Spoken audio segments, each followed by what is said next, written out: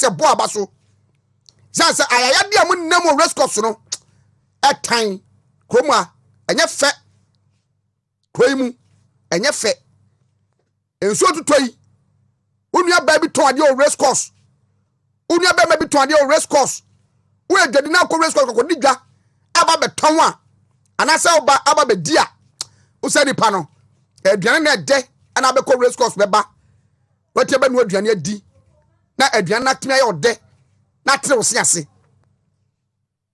wati ko race course ba didi na se wo didi na aduane ye oda na ye wankasa no aduane na bia na kom na de wo no wagya bi no wadi na wadi ni saa e ma ne fa yaw mu race course adadifo fa yaw mu o race course ateti no mu nem race course etientimi nya bibia fa ho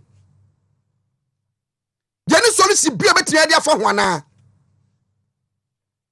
ya e man na matechem wateche senom koto bris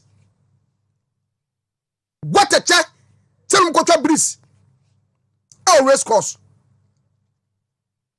yentimi nya bibia fa ho yentimi nka bibia fa ho anamonto bi yentimi nkoso ana e race course ana ya na sometimes ya sometimes ya na ya eti yentimi nya temple solution bi from race course ana but ko the name of adwadifo good race course a oyambesew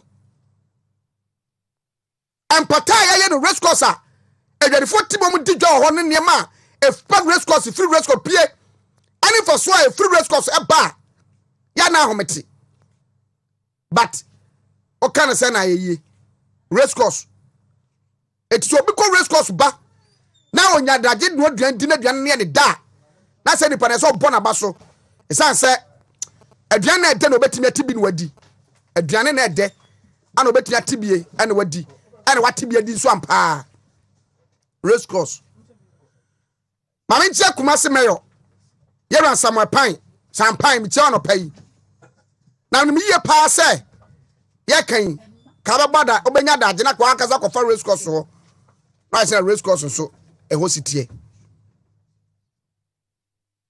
tu anopa na kwa na nam of dwadifu a enam ete pente kwa fia himati be se no miensa o ma beda ho ani sika epie free ho eba edea na we say na race course city a na ensem fata ensa enfata the hesika free race course eba when you find so be all race course you try one city a day as take it or 2 city a day 1 Ghana city a day at the man I first say KM 1 city a day Bantima Sub Metro and a father soon about KM na say okay aya om namu a eya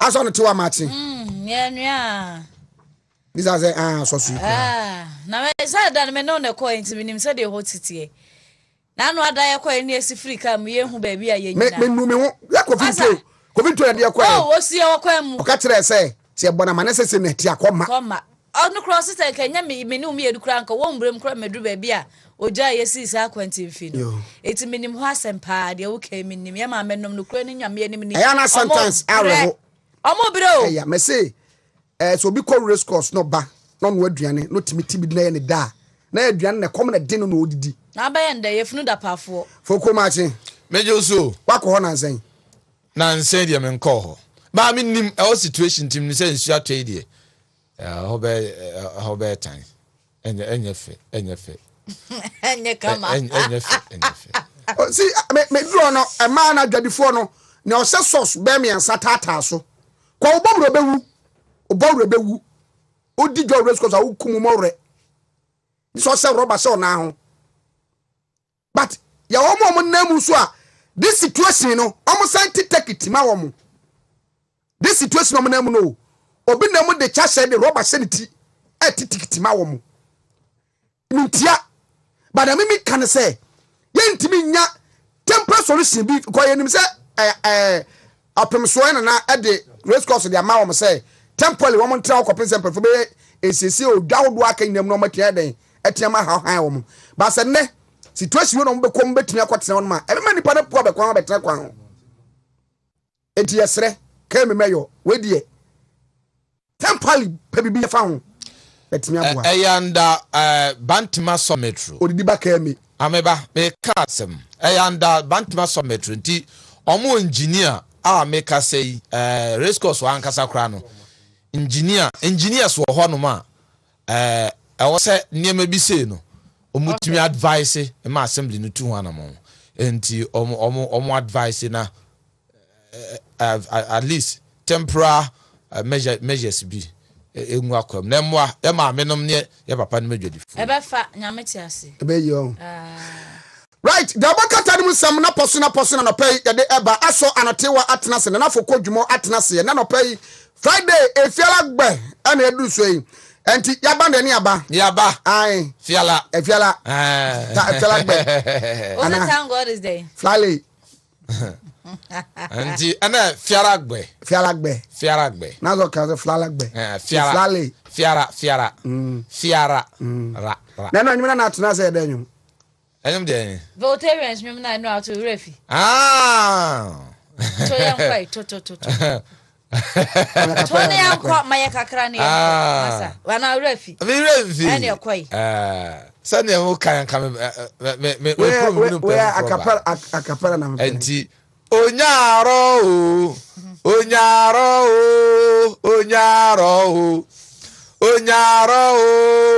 mari jata o ma ofiere onyaro nice unse dru brutary ya bi ona enyum no wa mfo ko ka mari jata de ye nim say ye na mari jata ya fo ko ye sure o ye gna ye dai anya mari jata o se mari jata ye anaka ni say wo de tonyum na no say me boa fogo rapori akona pay ya won komo bidi ye be di nkomo ya pon a na so pe anguna nyuma na to foforo no ade o anwan bebre foforo sa o na bebre what tena anwan pen na o se what tena anwan pen yanko na na ta anwan gaja Ghana matre ba bia pen ese Ghana da bia matre ho pen o yaro marijata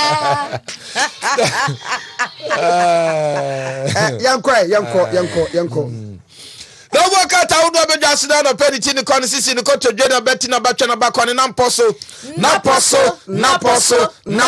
efia ha oba ye twani ti aye kanu OBD ni a kira se say obia bedidi enra awe ba studio ka pe ana ni tire mu wo buokrom bi lie ana ni kokwa bente ko di birthday no no yi ya ipamu sabe ka kire o awe bas okodi birthday no ni kokwa brante me oho e ntanto so kokwa brante en kan kire say ntanto so oni baby asemi me kan say birthday no na no de na ye in advance enra de no na ye day na nkasa de besi nre bia no ene ebe belated I belated sabe me ka say mo say munri aba mo ne me na me ya prophetess wana di kanso any age na obuase ekwaye birthday party age ne so ye hwan ya oh unim chama age anano na ye di no nkomo Joma age na de tonyo man obi e tonyo man wie pe na mensa wo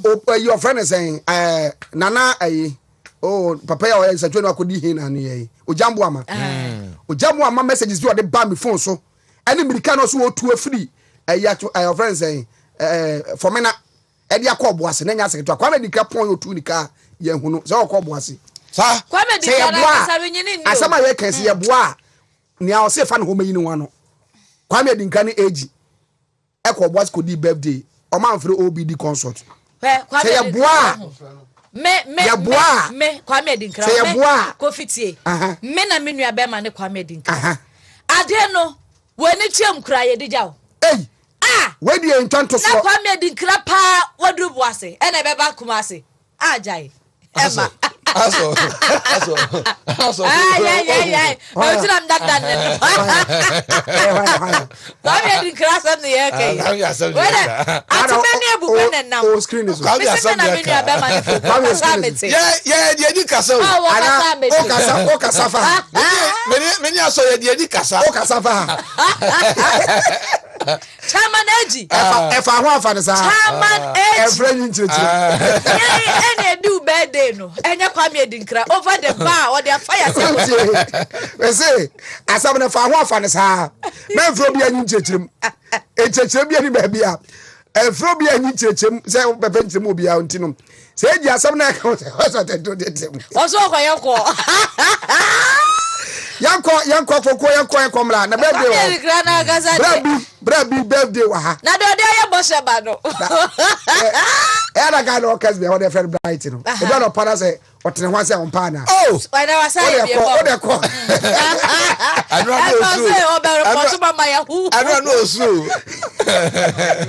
I don't say, cause I win, some catch or say.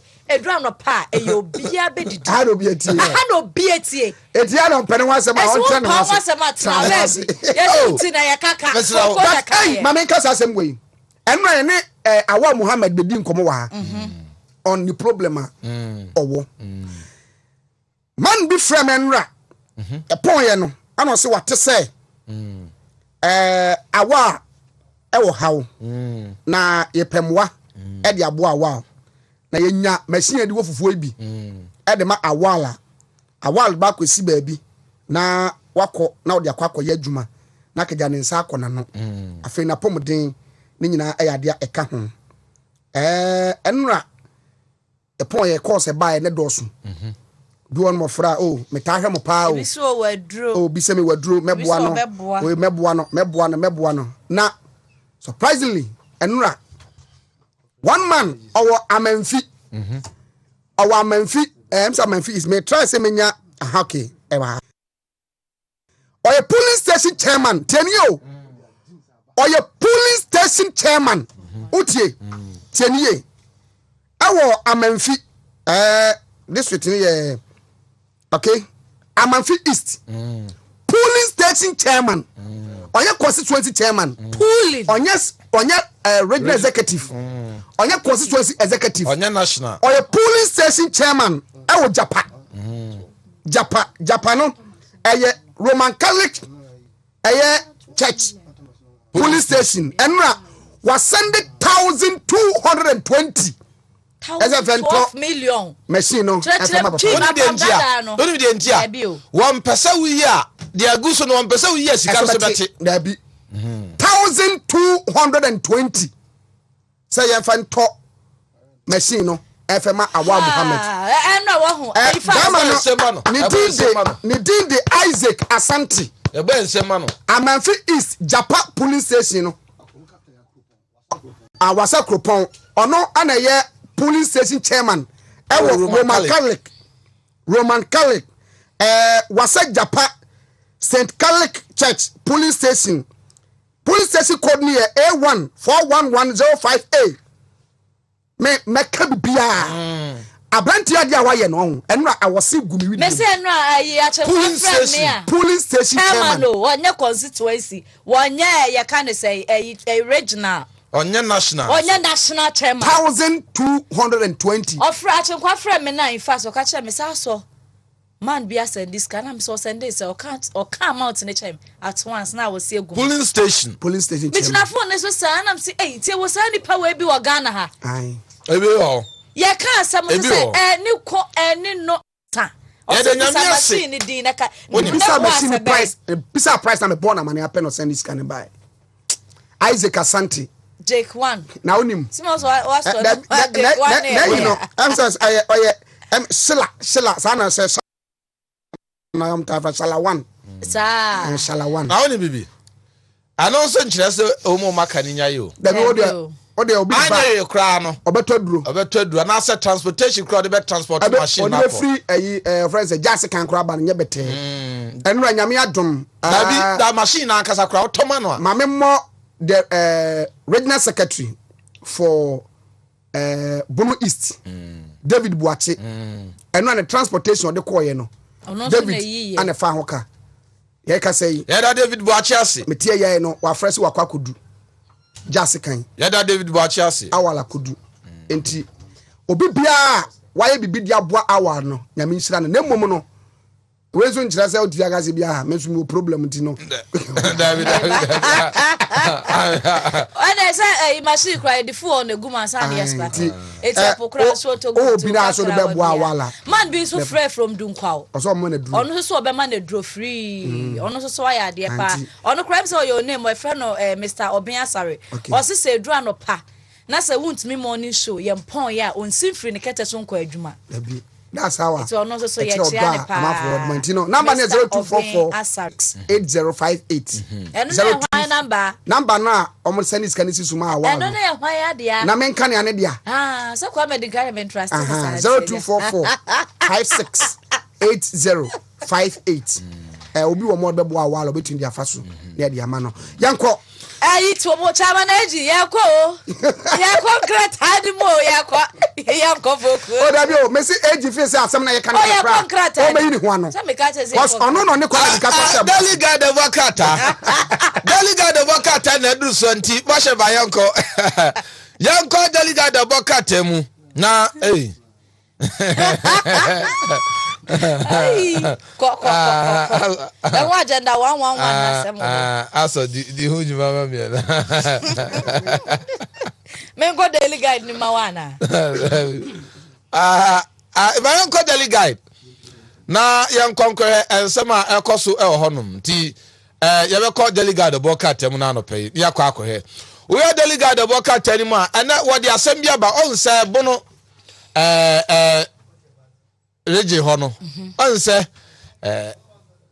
MPs no call Jubilee House no I want some aba MPs no call ya no ana akwa say asemasie manfo di jegu omo so sa de na mo call ye enti won asem aba ma eno no o ma ba bo ntia ba be ya no enti no asem e ho na say NDC a unto project bi o call delegate boka tanani mu a ebani mu sa pompom fe enti sa bo she ba be check ya ma eni a delegate de boka tanani sa bo se ebani mu pompom fe Dr. Kwabnadu for the hihye bia ba se or the boa NDC grassroots for or the boa constituencies na or resource mu na just administration niema timi akoso enti wo de akade mfidie ne niema wodo bia no esom 30,000 Ghana cedis adema constituency bia na no wasem na abentokwa e wa NDC mu wa wi ho wa kire se NDC am yokom mpenifo kire se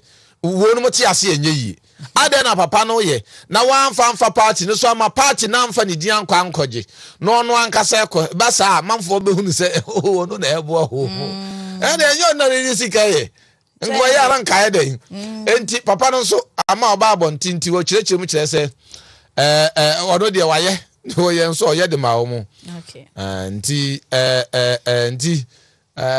no wasem eno nti delegate bokata e honum na nya no nko nti na be ka say I'm still waiting no one yaba anu yaba da na uko delegate bokata no so a osan so de bibi fufuro bi aba agenda 111 na mampeni edi hu djuma se odi be see district hospitals 111 no anu wasem so eda hodom a wo kirem kire se na niso adi hu pa na afi so no vaccine no say ye be ye eno so wasem ye be ye ho adwuma eno so wasem ewo my Ghana mu nti mampeni say no wasem anyen was say agenda 111 any vaccine production no eno eye na ade esi na niso pa wo hwe se obedi ho adwuma ede aboa ena owura abuji na pon lands and natural resource minister ono so wasem aba na katafeto so nsia no wo de aba betuja kire se peni ade atudwa se de enhihye egu akwam a wode bo ase de beyi afom agudi etuo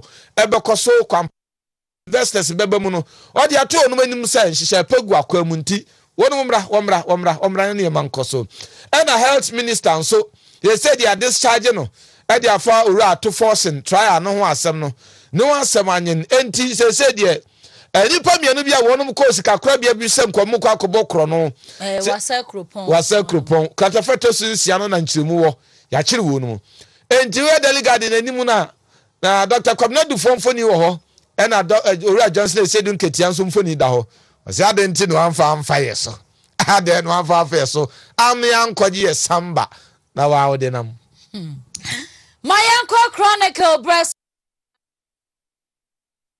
enim wono no a said ya foku edikan esisus dada no krata we so edibi aba onimonya for Samuel abugina poni mfonyini ene yire nim hanom a we eyesofo a obode bobre asase ya ntamode adom yen enim wadodode nyina wo hwe amane ntoto ne nkanko etimi akonkan wo my Ghana mu wono na da honom wono kwasiburo ni fita ni pamiensa eso na ka ne ho ma wo mo ye nan e wo krata nanim we eye Australia investors a wono maba ena wo kyerɛkyerɛ wo mo nuoma sɛ nei sɛ wo hwe mo ama Ghana sisi ampanifo aye nhye bi pa na sa nhye we no ba beboa amenei sɛ wo ba sɛ fama gudie no so pɛ sɛ wo tu bia mu bɛda ho no mo fan wa bro bia anya obukata fragada mo nsɛm bia enti sɛ wono be betumi aboa ama mo sika no so emu atumi ayedu pa ɛno no de no ɛda ha sei na asɛm wei me hu me kan yo ehunu bi penti ɛna aboa serewa wɔgye ne ba agora ɛne ne yini no ɛto nkyɛn sɛ ya fokuo ɛnka atena sɛ anka nwu we oto ma me hu yanko nenso na aka echi yo galamsey eye excavators ya yesizi bie na ye tweja etu bie mu no anope Chronicle breso sendo obokrata ne diaba krata feta so mienu miensa ene nwotwe ena dc ye bi kasa no se etete ne pam esanse galamsey excavators ya yesizi bie na ye de kogu aposifo atena ye no hirabasa ende galamsey sa excavator ne se tu sa mem sa yira sa hye sa fa hene sa kwhye obi dem ayira ye pa ye hunu eno na da ha se ye ena afa klagon he popra enso na nei ya bo ne kwadu se wadi ewu eno so de no eda ha se na Christian Divine Church honom na me na nasom ene wo kwa asafo ni mu a mente be ho ase bi esi ni nyina ye trustees bi enei ye ji wonu madi edi efiri asafo ni mu a ho nsam no nso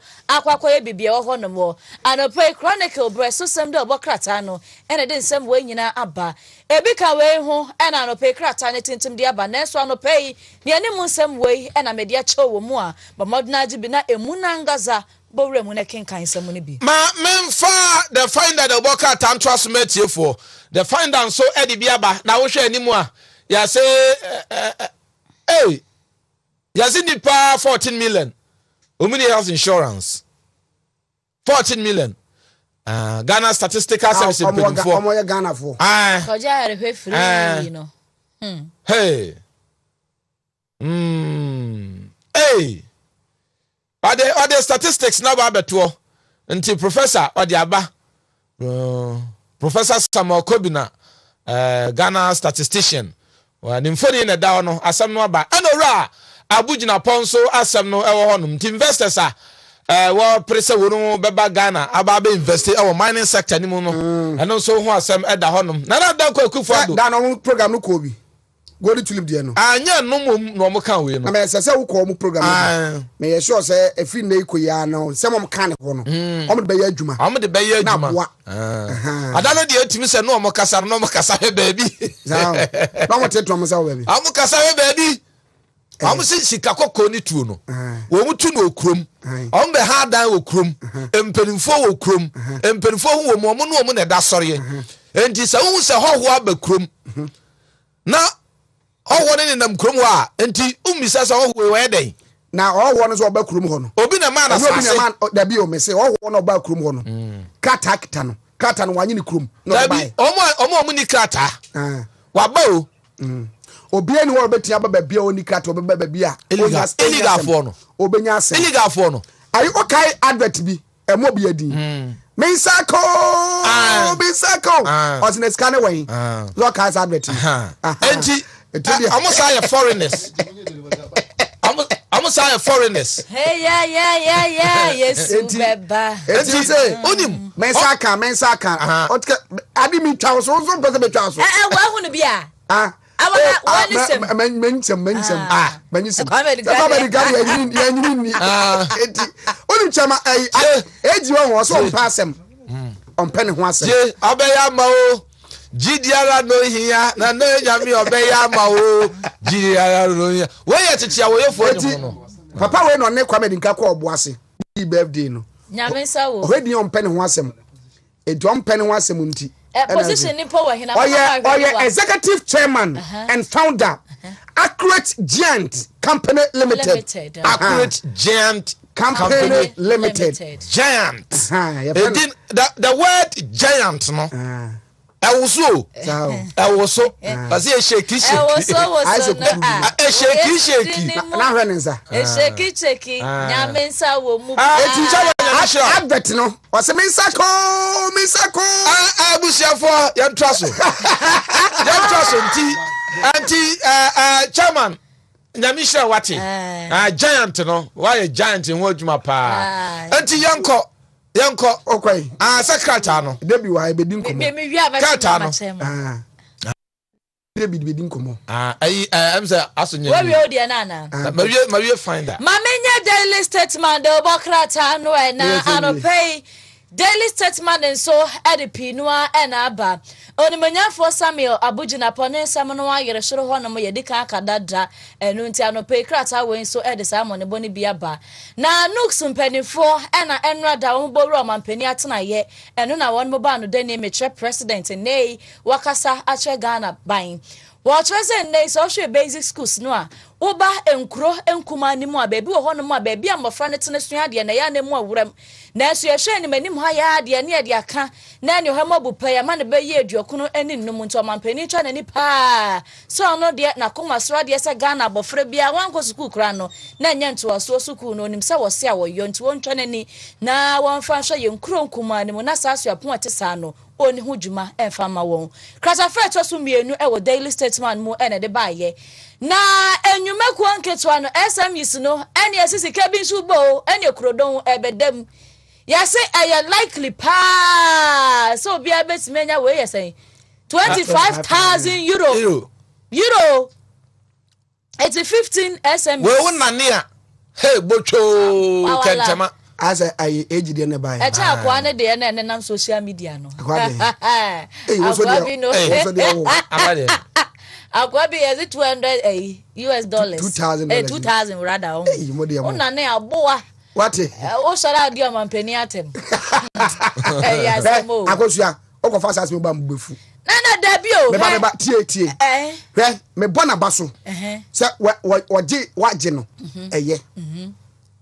Hwe when can be into NPP amanyoko no na omre wodi wo mo a omo fe say omye bibidi ma wo mo tienio when can be me te say me hu say NPP ni bi kan bia ho mesuma no say ma hwendie bi say nti wo wano utibu amu fo sam te say NPP ni bi kan maybe say ntibu amu ni fo say mahama ma obi $2,000 nti no enti sam be bi say nipa no se mahama makwa dwantwa $2,000 a enti den enti no mahama djuma no enu nti eno ye djuma se wo ho na wo abam na utimi hu wo ye wo dia na wo reward wo mo a that's what opposition no to opposition what na reward obi o ye djuma ma no a o problem ne saying just common osin car come in party nipa na fa this can dia I problem you see enti ene me kan me nua odefo kwasike yo asfm me kan post bia o de to post office and your friends say Facebook sasa o de to Facebook masa me kan wie na me say kwasi nyame nhira wo men comment nyame nhira wo enu nyuma papa se obi ka se friends say don't wa nhira for makoji $2,000 ewo o man pende da John Dramani mama ho entina oma NPP abaya on governable Wasante Regina adentina homo so a kra womu ni padua ato wode ama party wei ani aban ne ka aban ne wosempa omo no wode womu bisa wo say hwan na ka che obi say oh adwuma na wo ye na adwuma penti na bia jiwe kotokoko kra no da wo bia ma bi da e wo beka wo beta ka say efri do so ba ha fa yesan obi nim kwa fa sa ba adwuma na bi mama mbu fa no pay eti transfer hini $2,000 na enti e buru $200 million Nti wadi on. Na ka oni ne konye ndey. Na do be ma ebi. Ashanti Regional Youth Organizer Raphael. Ono so me share ni video bi. Owa akukuduro. Mama ne Debbie Martin. Eti sen. Erade adumo na. Monya ne mic ni ye mame why? Momwa ne nya ne mic ni ye mame na. Enkomo we nura de ni bia nti ye ntina ne nyina. Afoko I still hwe na hwe mic ni ye mame mesro. I still hwe mic ni mame na ye ni nkomo na. Vico 20 aye draw wanwaso a Joy Industry Limited for na de aba. Na sa draw we aye draw wanwaso. Na ne tienie Vico 20 ne boa immune system no ma hoden bam.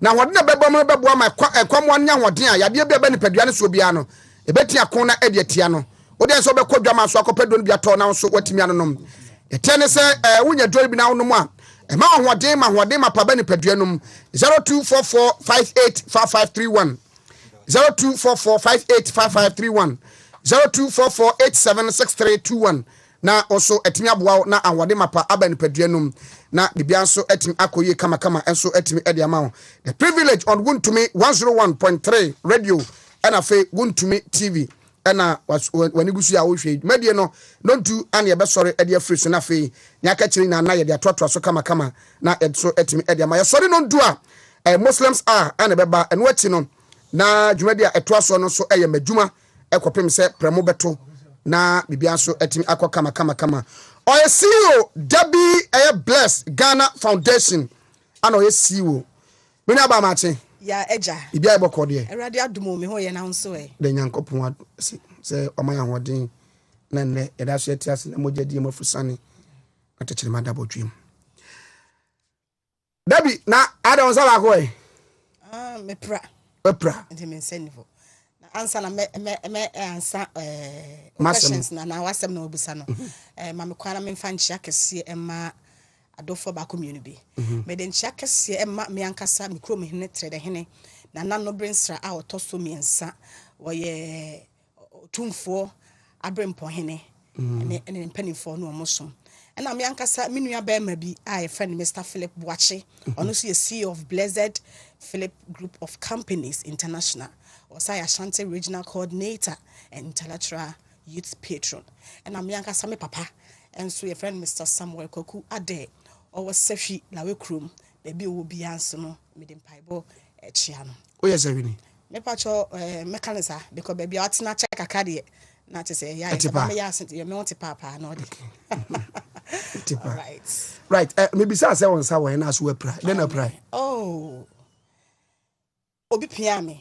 Na me wo school mu e ma me nsa e wo fom na sabi nimdia sometimes ye mpanifo ane omotena ene e bia ya wofo mu anase ye guidance ane omotena no o man pay much attention about that it's me lead to say the ohunifa dia vango Debbie no wanya mfie o ne manya mfie dumiensa 13 years 13 good years nti e try na say yende oh yes ensanu busa no na they say bibidro de yes ye but it was say the right first aid was say any baby hospital was say the corner ye here doctors even say more a treatment before any other thing a bit me apply but it was very unfortunate on my either side and you know about say ye de mensa no through that helps here they apply you know e mensa no proye and next say twa say ekutwa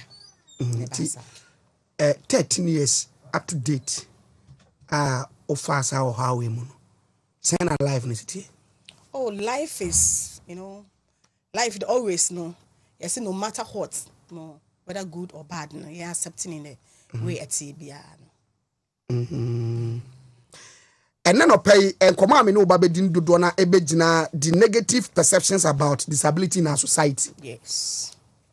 Adrian enya dream papa efa omo di dem eho ye kura ye wo mu ni ye mpotem ye ayete no eno nkomo pa na ye ba bedi na se be ye obi di be afutuo entema me di kan bisa o sai nkomo no etene oye den okay me ankasa me din Deborah Ade Abrafi na me ye CEO and founder for the Blessed Ghana Foundation a location and I say hwehwe ya ye wo trade atwuma kwa homa district. No near Juma for now, mayor. But some years back, Mayor Juma Kakra, my Simo.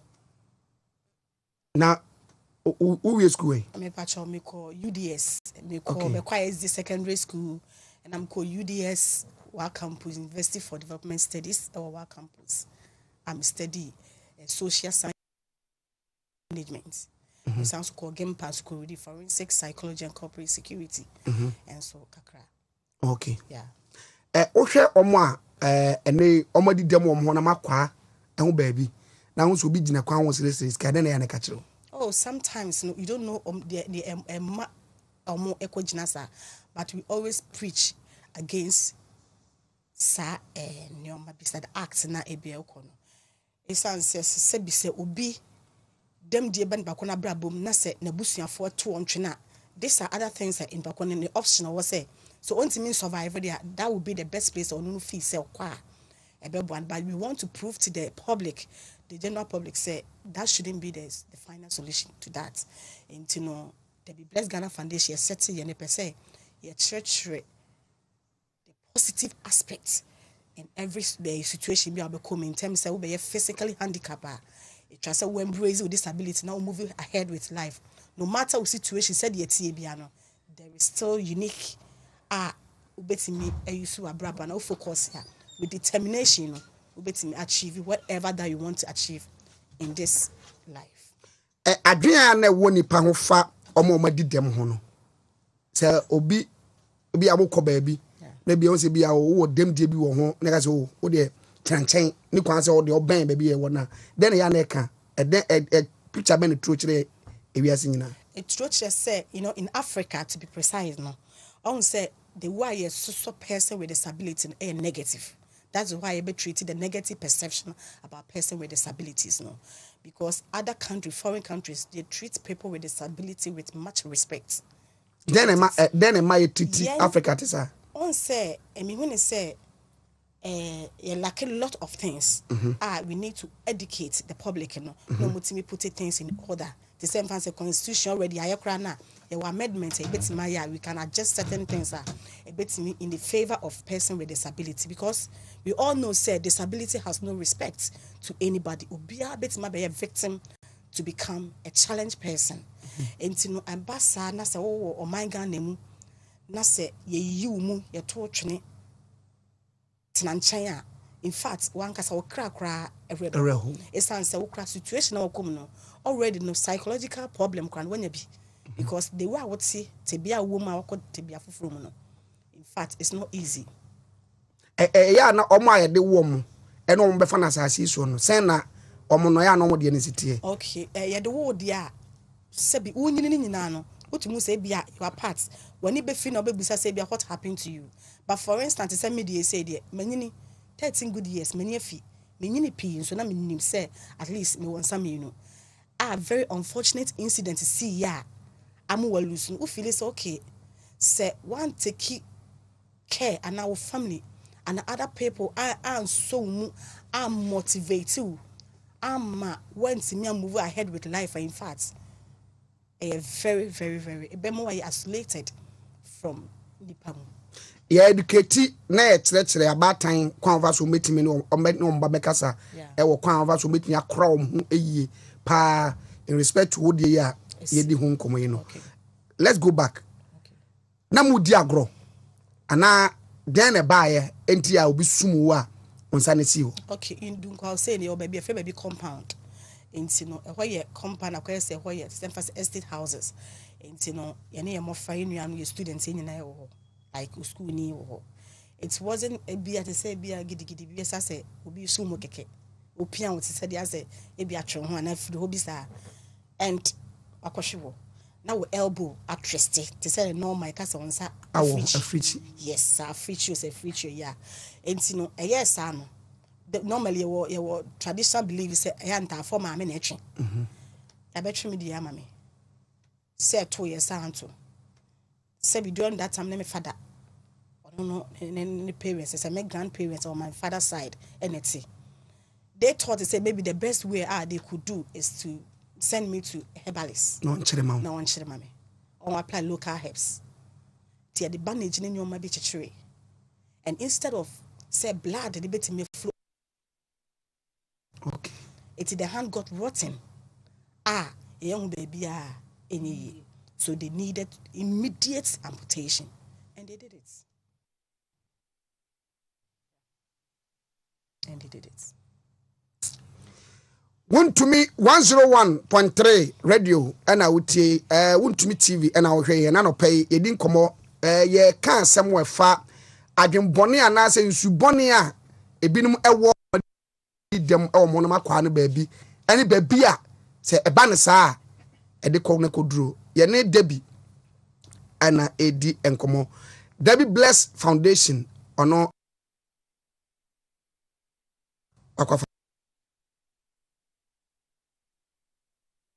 As I didn't know what is happening. Say, Minu no more bisa question be said, I be more person or more a quanching.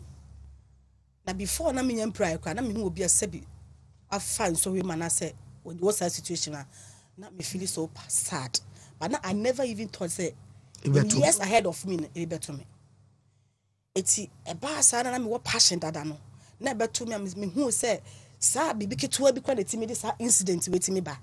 And the menu animal said be minion to be a crash story crampo dear. At the same. And in fact, they are my dream, my deswa, they be a minimum for case. Auntie, I want to do something to also motivate and support person with disabilities. It's a bar my dreams okay. What should I do? It's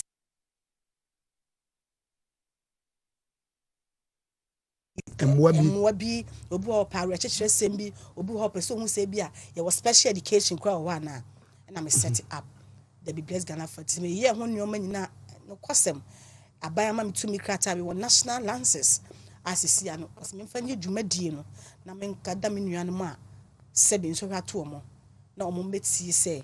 In fact, them dear the air, Nanson, a toa, yet then you have become whatever that you don't want to become, you need to move on ahead with life. Where now are you day? Okay, we're a secondary school, we're at Chumaka Senior Technical School. Advocacy, your donation, and they support students, because who say education is the key to success. It's a lot of pens, textbooks, and other diaries to support them as well. I know you're now, you're wow, Sikana. Oh, yes, sometimes, not a lot. But the Miami Sikana people to come on board to support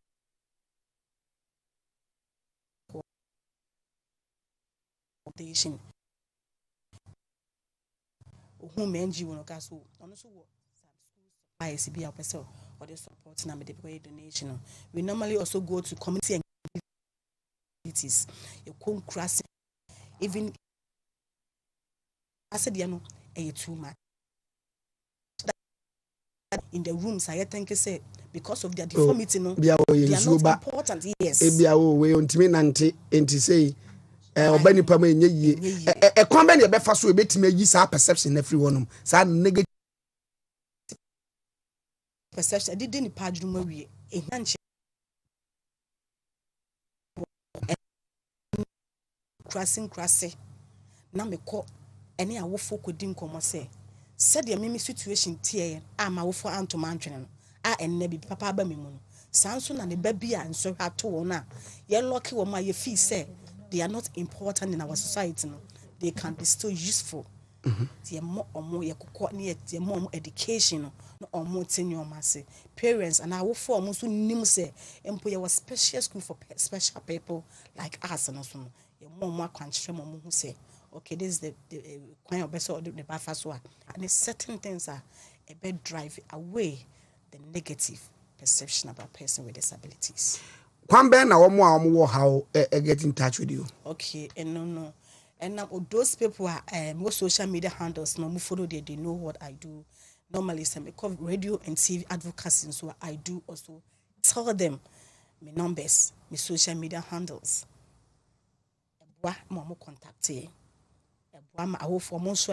community, so they also tell people say if they also have man on BBA, they have challenge that they should come to the Be Blessed Ghana Foundation to also seek for assistance. Uyamwana A lot, my dear.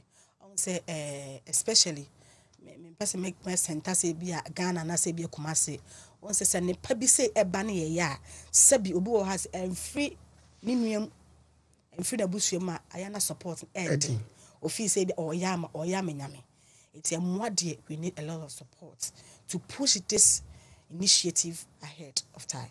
So far nipa do say na omo won sase a obo awom. So far the nipa omo ye registered one omo wan see I said them sure be in support by can assist I have more than 80 people with disabilities within Kumasi, within Ashanti region. Okay.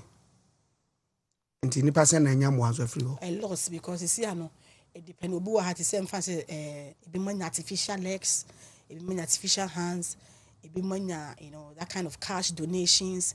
We have items that we have been also donating. We have the free counsel, even counsel is a form of support. A lot that I cannot even mention. Some of the say school was saying, I've been to the QSD senior high school and also advocate to over 4,000 students. Because you see, I person man more about persons with disability because in disability no, and in a challenge you need the environment we all live in the same environment, and able-bodied person supposed to be educated now how to also help obia sebi whether there will be a visually impaired sebi na niefra na wo twa kwam na se wo sight a wo hu ade a na se nipa na sebi bibi da hokran you have to assess such particular person sebi unfolly, but people will just be ignorant obehwe se ba ko folly na negative about sebi asese na niefra tire no or kwahin.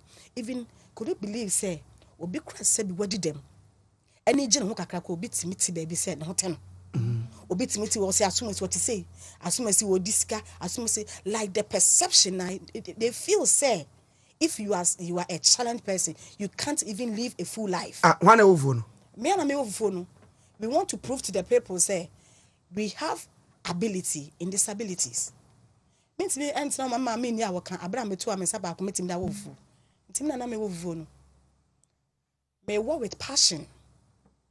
Because at the end, I will also eat some. Do you get it? Where now? One is you, mama. Me cross and can by me kwa me faso kra me bodu kukra with my one hand. No ma. One hour bodiku. Me patrane. Afofo nim se bi so bi edidam a ontimi ye no. We prove to people that indeed boss about the win any boss about win any foul the aba. Boss about. Na boss about na yi. Boss about. Oh, Debbie. So that's how it is. Me ya me wash me nyoma me pe kwa. Na duku de na boss about wanya. Duku de wanyu. E na enti no people say ubusa kwashi bi say kwa me na me fast see me nyoma. Those days na na menye hu said the French forward say windows bi na edisi no. First in the beginning no am instant in see no. Now I needed to get a strategical way some medicine the idea on my own. So now me use me 9 in between me 9 10 to do it a little bit a bit okay. Sana na me dey. Nipa ben sana owo hawa obetumi abase bi obi a wadi de ho na kwa me bi saafo no obi a nani obi a nensa hwan bi sana betumi aba. Sisi as a person with disability and I see a case will be a physically handicapped. We don't have specific people where they say we are obia wa ye or claiming who say ne ho atiche mabiano. That person is a part of the Be Blessed Ghana Foundation because we are not selective. A person will be a but who are visually impaired we are doing. You are welcome to the Be Blessed Ghana Foundation. They here say we do situation and now do problem beba. We will just look into it and make sure say we hidden potential is in you no. You best say you be boa. Because you see a vision at the Be Blessed Ghana Foundation is say we want people who has interest. We want to support person with disability. Help you build a big ultramodern training center to support person with disability because say ma obi edi dem so obi nya ne nsa no adwuma ana wonya ntete bi education bi boa no na awofo ana said ye wo hwe ni hwa obetime live life. That is what we want at the end of the from Dr. Kwasi Chedanso Okay. I'll say, good morning. Greetings to you and Debbie. She has said it all. Tell her I'm solely behind her. I will see her later. God richly bless her. Amen. Onimuno. Dr. Kwesi Onimuno. Ambachane. NPP former communication director. Yes, I know him. I've met him once or twice. I say, Obebuao. I'm sure, doctor. Now foundation him. God bless you. Ebi I will be here. Okay. Obese onya in touch with you. Okay. Apart from so be obi betimi akọ social media call you. Kwam no fa so be hu. Me pacho me ankasa me number 0242. 0242. Ode to bo ase na. Won say obi wa na bia no so ne nsa ba akọ se na ode ye. So to no bo ase no wo tro. 0242 04 00 14. 14. Yes. Sansi so be. Si eno aso be. 0242 04 00 14. Ani. And your office number ofra obenya ye no. And no say 0599. 0599. Yes. 5266 08. And on to was you 22. Okay. 05 99 52 66 08. Now your MTN merchant number so. I will be so boa. Yes. A mobile money number. Me pachani. And also your merchant name no your Debbie Bless Ghana Foundation. Okay, until you be support be your person or the support foundation na. Me pachani. Okay. And now your merchant ID no. 433. And no to was him. We be our person send the merchant so. Merchant. 433 281. Merchant ID no 433 281. And number no yes. And no number there in your family. And merchant no. Okay. Yes. But your number now may be first one 14 chat one there. They can call and then do verification on social media. All right. But say my mom friend answer or Osia na my friend. Why? No dey here. Ghana for the number 2 bia no acha say friend. So and but your mama kwana nka me for social media handles no dey here. Enti uko your website ewo ho www.debbiebless.com. Okay. Yeah Debbie no DEBBY. Okay. www.debbiebless.com. And I will YouTube about Debbie Bless channel na Debbie Bless krana. Maybe Facebook, TikTok be about Debbie Bless. Oh TikTok you on. No TikTok. And be na you buy no. Exactly. You person embrace your body because so what did them you still have the body, you still have the shape. Body is all body. It's you have to front it in a positive way. And for quote you know. For come I tell then I can quick one enko quick one. In fact, Debbie Nasima Wakano, Kamakuma pa. Oberman is saying. O say man is saying. Evading commercial. Na near Tian say persons living with disability. Near what ye clearly a demonstrative say so be watch my trobi ewo niridiemwa and chese won't me bibia. Near what ye nipa dodo sen krana ebia no ho akwam ntechima and so betumi aye. Bibia woni mu no wa mananka. Ye onipa sa bebre e society mu.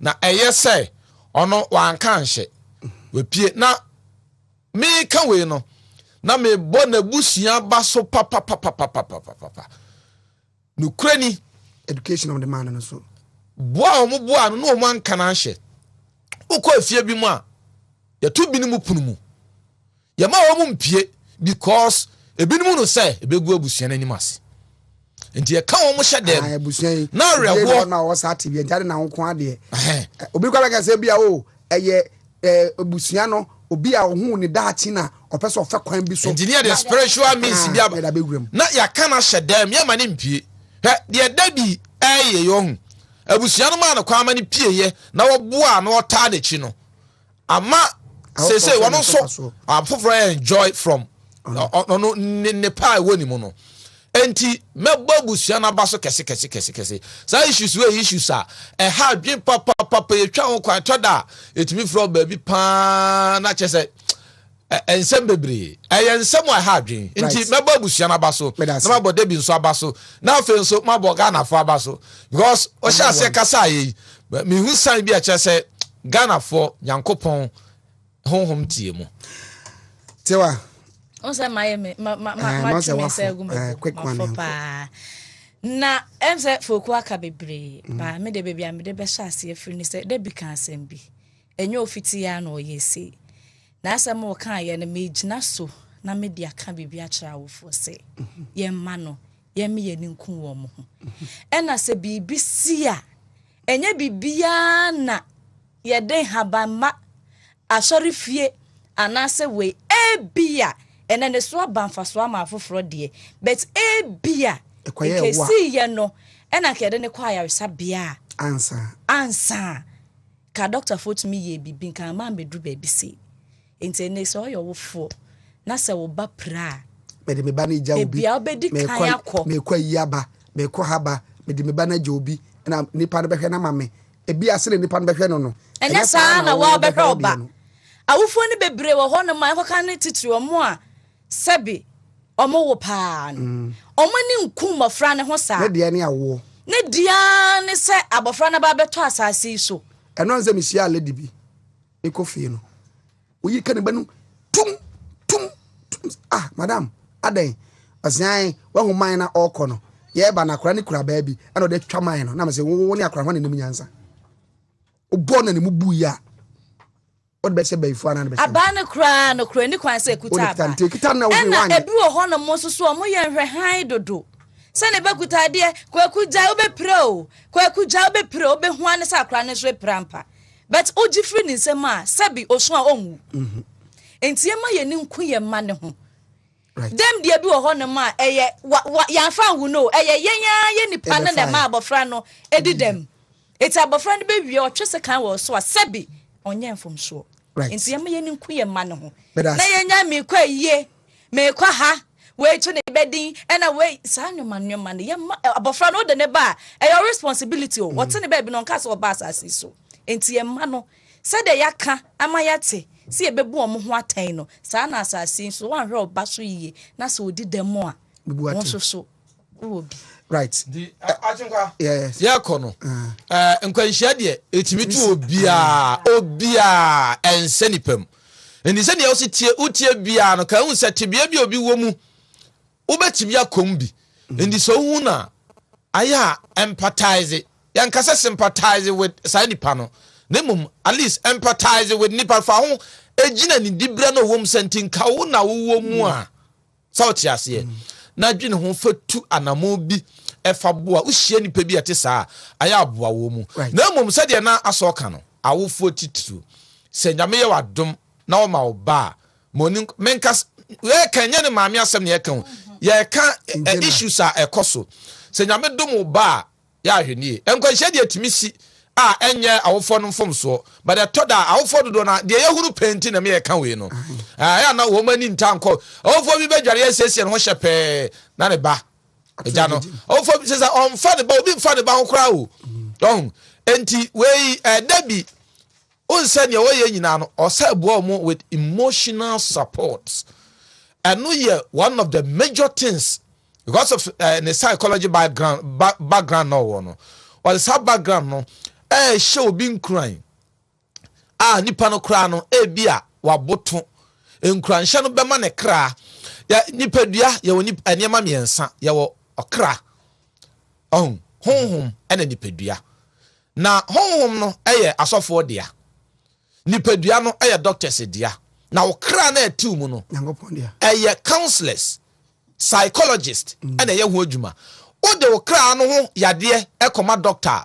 ontumi nsa sofu ntumi sofu a onye counselor no and as psychologist no ontumi nsa sort ase enti ubetimi okra betimi ayare kra yare honhom no yare nipadua no so yare enti we no obo no boss ha with emotional support no okra ni mu adwuma no okra ni gina ne naso a ebo ma de nyame de adua mu no etimi pie enti eda na sepa dabi tewa o de ma dabi wie na me fa birthday ba ko bi dabi onye oti say aban bi ba ya o say 50% of toll booths and enyuma bi no persons with disability no then I can kire on manage many Jason say ya boa ama ye nuane mu a etete saa no so benya adwuma pa aye enti manage right mama o merchant ID no okay quick na bia no be person boa wa me merchant ID ni 433 to boa se 433 281 and 433 281 and our one cause our cell phone number is 0242 04 00 14 yeah Debbie mama na asa no pay okay. Na emise se nkran se ne awoye no nyameso mpa dwuma ni bi na wo so afa to so a oye no ade bia wo huri bia so no esese nyankopon enka ho na watimi aye na wase wanam so de afiri ho amen right gogo ya wi o ya kona ayi ana birthday wo birthday so na na kuya birthday ye ne na na kuya birthday ye ne na na kuya birthday die boss ba fa yakwa na kuya birthday happy birthday na kuya na Wontumi entertainment zone no ono ana ye makeups artist wo so a ono na otwitwi wo manim na boss ba dan yenka hwen fa ho o de fa bra yenka hwen fa ho I'm in your court. Queen was born today. Yenka hwen fa ho ya is over the kuya so maso a na kuya me de ma fam de ya ka ye boss ba da ka boss ba na boss ba fa na kuya to so maye ne kwabra ne na so de kura na ofre yen quick yanko na ogomashi ewo asafo anti ogomashi na eye birthday nti ogomashi nti I still say we wish you happy birthday nti ogomashi etien kan ogomashi ogomashi dini ana nana bna nya kompoku oko school was St Wenga Junior High School no also aye posi penim pa ne maame ade badu poku Nkawia district owura badu poku owura Thomas badu poku Nkawia district police commander ne ba no no abda maame we share abaye nti ayi omoye bo she ba moye enti nana kuyaba o say tie bo she ba caption no me we obi de na me de sin na kuyade den so delay enti mboafu today a true queen was born and I'm so happy to be in your court. Hey! Hashtag product of court to the my name say boss buy court to the boss tina kwani boss makeup artist E-Zone we free boss ba ni oyo ba oyo de so bi en se oyo mpene ho asem the boss ba di wo mu ni de Bonini police commander me ankasa me nua me ne wi adam masisi near high school or so for mama etano pay so for mama charity me ma happy birthday bishop yere no right ya de sia ya na ya dan ho ba ya pa badwafo ba betrase na ya be pese nsem do a enegua ponso no the privilege on Wontumi 101.3 radio and afa Wontumi TV ya dan ho ba sisi ye. Hey Joe, we need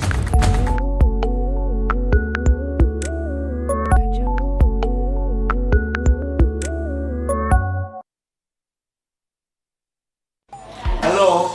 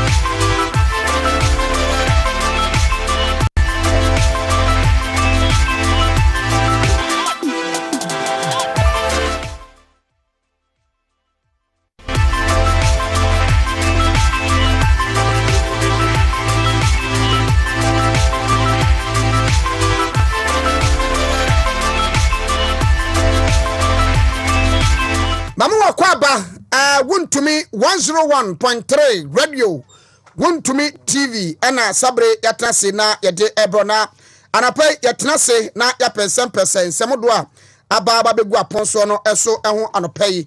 Na lawyer George Opon, a presiding member, Kwabri East Municipal Assembly, or I say Archibald Jesse, NPP Communications Team member, and I feel Lawrence Ejakon, NPP Communications Team member, and I pay Sandy Pemiasa. And before and I'm no musim konya na ya bon komo e dia fa ensem do a ene e ho apaso na yedi e ho enkomo no so ebi me den edi Kofi Asare o frame atim kwana na me no bremu a mejo so ati ma che atim kwa mejo so no e dia fine there basaya do mandaro ma Comfort no chiti saying empire boka kaka Comfort no chiti is doing great Ohenebo Sudan so doctor Oba Comfort Noche or de a new spirit aba the biameka say nyan so be ye do or these teaching hospitals across Ghana and other state institutions and there will be significant transformation Juma papa ne bono nya sanketwa na I still wa kodin wo ba hia no wo hia no no kwen so no me hia no don na no pe wo hia I still don na no kwen menim wa mi zanu there bin so na Ati mami ntio na wo hwe o wan am se odi aba na achinkwa na me ka se adwuma papa ne bona de manage ho bebre and the way we focus on training of workers e confirm usi dan ya obi anim se wasi dan bi o ye project bi a ye friends ye physical edifice obi anim se why ye wasi ye maternity ye see very common for obi to appreciate adwuma why but so training obi a experiences ni panel training e dey amana hu se bibi say ekoso ho and I say such significant development ekoso confirm but oba in terms of doctors omo sponsorship ekwabuchi specialize omo call the Ghana College eco specialize nurses almost specialize in emergency medicine in oncology in just several friends saying nurses are yes sponsor now kwa achenkwa your school fees mount who pay so saba any allowance as the ma say be additional coaching no obetimi akwa coaching ni nya na papa no edema okay for the first time in the history of the hospital since these 15 years I'm our hospital hono achenkwa now we administrative staff we accounting staff one now for training me require masters for training Care University in the year 2013 to 2015 me am sponsor me because of anochi na omu ma sponsorship and now me no can say papa na extend this to those of us are support staffs and he's training but those of us also involved in administration and accounting and then you accountants people who are full scholarship to do their masters at hospital no no more school near school fees mom it in terms of human resource development there papa no about home modern power no so free physical projects and then about confirmation na be a mother and baby unit na if any maternity blog no edu achenkwa build na ye dri ni nyina gu ye na ye hyase within these few months achenkwa the bra na be the progress of the building it would amaze you okay afi we no fi there other projects bi a ye some hostels bi a omo ba hospital say bi a obi bi da ho na wa bi a ofi tamale ofi sugane waba obehwe no obeda untimi nkoda ward ho mpache wa dia say so we needed to provide a place omo call for that hospital no menya ba bi atena eno ne ye si hostel since 2013 no mo share by 2016 NDC for kono na foundation pe no mato okay and ne babehwe jumedie no baby akodu ama ya boss ma o start ye painting no kwa finishing touches no nyina o aya in a very near future no e be sha se ne use facility no say de be ya ofi srem ofi incline ofi bono na obi bi beda comfort a e betima provide baby a bit convenient ama wa wo be hwe nipa no hospital ho na so wetimeda so comfort is great na the can say ye juma and then make sure be enquiring doctors say nurses say pharmacists accounting staffs me director oye toase man henem na ayim director of finance me director oye HR director Tony Kofi Oduro omunyina obi abodjuma mesre ye nya djuma den ne famboa oman Ghana right ne din ni Archibald aye Jesse na otene kano oye communications team member edema NPP Ashanti region lawyer Martin mejo so achemgwa Kwabri is the say na me adom Kwabri is boko And then answer me who birthday which is be about me phone so na esi free war. Or your first born and answer second. PC first born. Or that's in the phone. Oh Germany. Right. Okay. Oh, nkram you know. Now, then by my back. And Chobacco holiday. Oh, the holiday, the whole quite no bottom. So, holiday, I know bottom. Say, bottom were added. Spire for the born, you was a crumb by a da. And you bottom. The Kaya Branty. Maybe I may costra or mana or banner there. Many or banner tram more or much attached to me. Okay. Oh, Papa, yeah, next Saturn Cranamo University. Yeah, Tara. And only. Aye. Oh, no. Now, what's about you doing? Oh, say, what's about you doing your picture? Oh, that's an picture. Or picture, I said 3 days about. And near my cobbles phone is in a day. And then Senia, and near my fasono. But you call the picture pass on the abadia. Minini. If you are not penasem, so we shall be at me penasem. But as some pen or pen, Messer say, me madam for you, me know you're fine pa. Upobia manafa oba down for manapa oba semwa. And your Kwame Dinkra, and your Bosheba, and your Fred, and your minds are Nanado no if you are no Bosheba, Fred, and Momo for oba down for. Oh, Ebiana will be different. Lawyers who could drop out. Yeah, too for that was out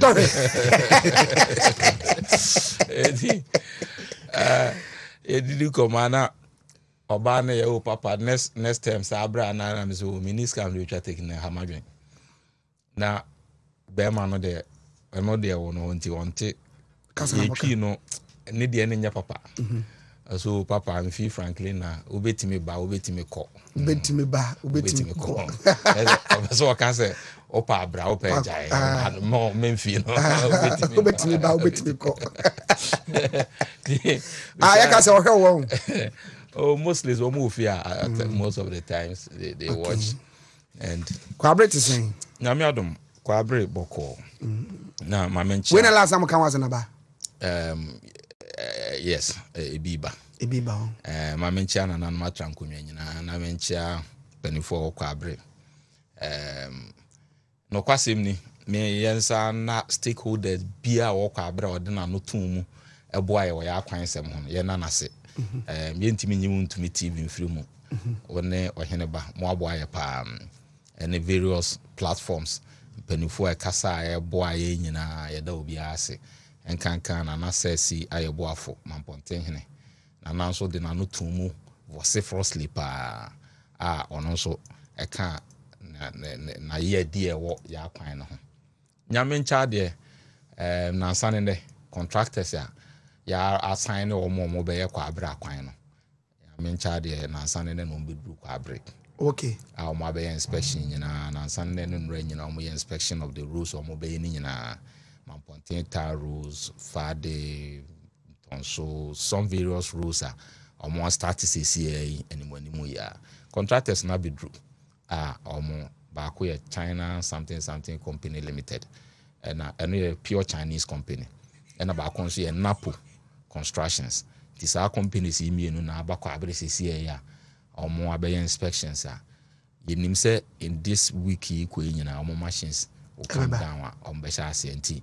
Peniso the boho na mu a ho ba bi pone se se ho ba bi apone we gba say bua ne se chese enche dem mu e bebu ne se ye nam so no ye di se ye pe show working enti nyame adom omo aba enti da be na press conference abebo say mpenifo abom din ne aban so aba se why city oh very well say there afena ade ne pempen so ba na nya be wie duru wie de a se de tie bia se de ye ball na nado anamba yesa kwamna dongo oh da bi se de ye ball na nado tri so ye ball aban ni tri so ye ball MPP tri so no ne se nyame aya adom ne se kwan ni na deda ho ne de a na ye de sai na jikro na ebe ball party na baso abo aban abaso abo na nado abaso and there are no two ways about it.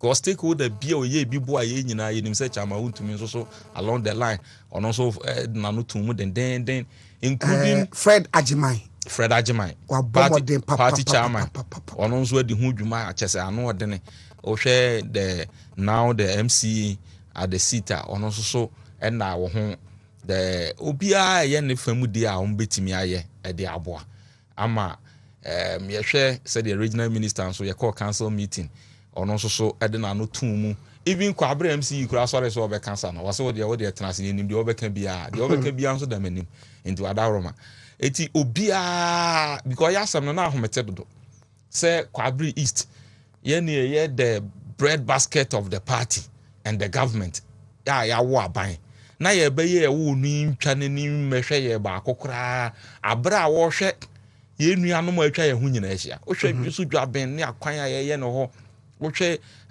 jonkuma ho hwe na mampoma ho dwaben wo hwe secretary central Dr. Enyim ho wo the bar secretary south Mavis wo the bar all other places atwa ye hu ahia nyina hwe even ye nua kona dukro ba nansen ya mention of na wo hwe tafo Vincent ho almost so dia na just say ye de na ya homete say e de bone ne aye ntia ye de ye twafa ye ho a ya no aduane ama na ben na say ye de ensatum bi enyi enti na ya homete sem enti na obi a wo kasa bia edi kasa na sisi de the signals that we are picking any so far and she ya mpanifo e de egu akwam no I think say edi abasobo na brebe so ama ya bo abaso aye press conference kese e de adase so far secondary city development support so aban de abeka ho no eno nso so enam kwan so eno nso so breye sika pudu a ebetimi aya kwan ni bi on our own as assembly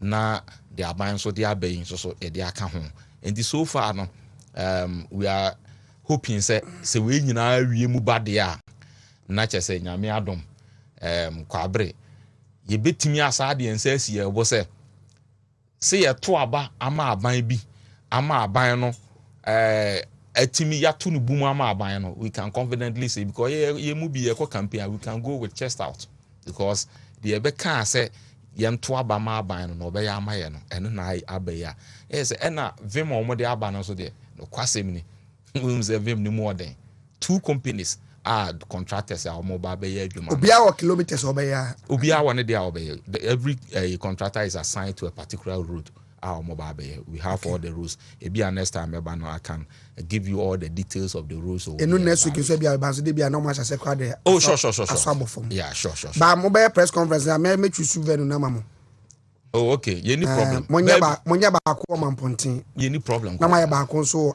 eno ye betu din aseda press conference okay moya ba ko wantoa na ma ba ko ma wi antoa de na ni aye antoa de no so aye press conference enti e be ya aseda ene aye press conference e wo Kwabre East say kan ni me no ba aseda na aye ena ye de ma MPP aban ne de ma Akufo Addo ne de ma government no ti aye ni aseda press conference and e be ba so not two ways about that and I believe say na Nasasi will take that charge so who said the man ponte town rules youth of Antwerp yes the man ponte town rules aban no atie de okan na ba abeye ama town rules no na was sit in I want akonya kesiem no wasa de aseda ama aban ni bio na wasa aka kire ne manfo wasa aban no de aduro no monsa nkoto no bum ne ensa nya bibiri meka ho right e ba ne sa na boa lawyer George upon presiding member Kwabre East district and now it is in AD and Lawrence Ejako ewa ha Lawrence Martin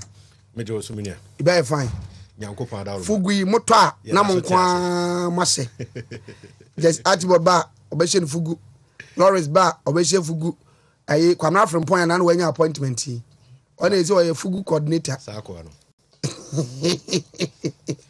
but the only say was here started ni di de ye wo man mu ha ni ye hye de ye wo man mu ha okay eno ho anamo ene yegusu ayetu as individuals enti idi say si ye boy homoden say wo hwe de hye wo yin so a we aka fashion for pam ye na nka kai me a obi na de be che me mesumi de obi sa na de be che me ene e odi ene ya okay no de be che ya man me che me man no be che na be che mate me bona ma bibia e fine boy homoden ne de ye okrum ha sei no ye boy homoden tu ho anamo a It is saying forex in pressure maso Sa. Pa. Because importation it does. It is say ye started say and near my you krumu ase. Ye de ho be shemu bia. It is say and near man so importing no so beti. E so te no na pressure e ba e seed in so kofo. You nyina get involved. Oso munya video ya mo de send me. Menya ne. Emu $2,000 nana. O say I don't no problem no. There be asem na maybe some kind of problem. No. Emu. Ai. Hey, asem crown. Asem na we kan fa. Nipa o pepper ya. You need evidence bia. Hey, you can evidence. Okay. Ni nyina here say ni nyina ye de ano ye de. It is how on the same. If you say o ye konkron any obi achi a edimu.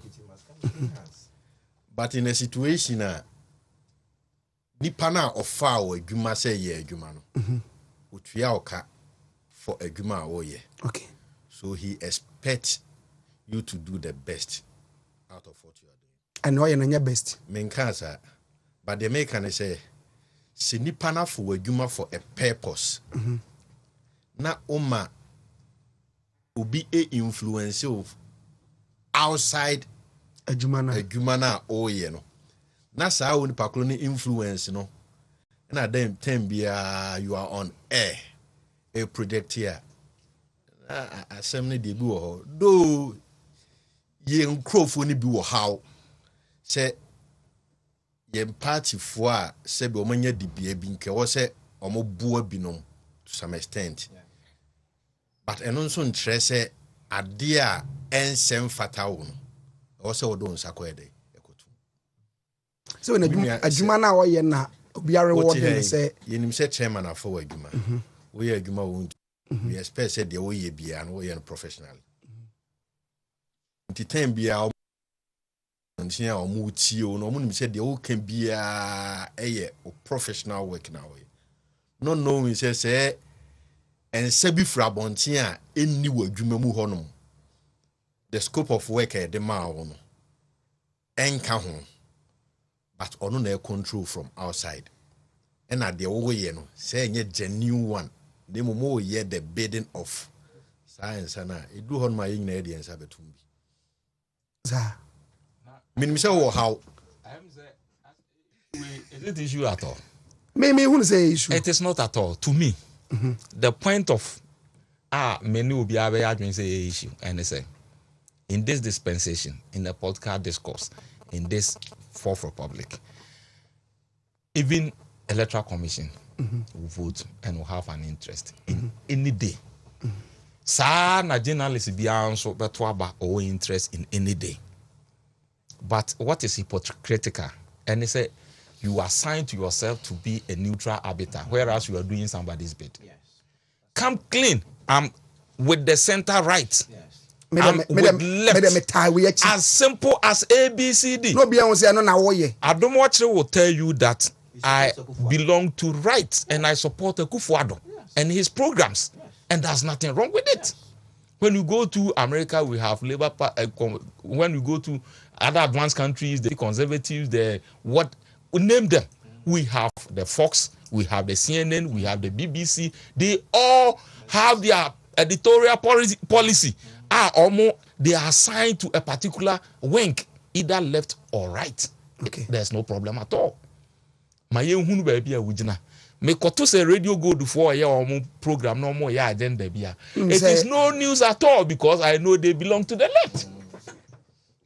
Lawyer. And I mean so maybe to say achemkwate ha nese wo ye programmer. You cannot sit here and do the bidding of any other than the nipa or no the interest of although obi egbetimi awofie ha no ma wo ye obeye na adwuma say me I don't want to belong to any party any of the size. That is fair enough.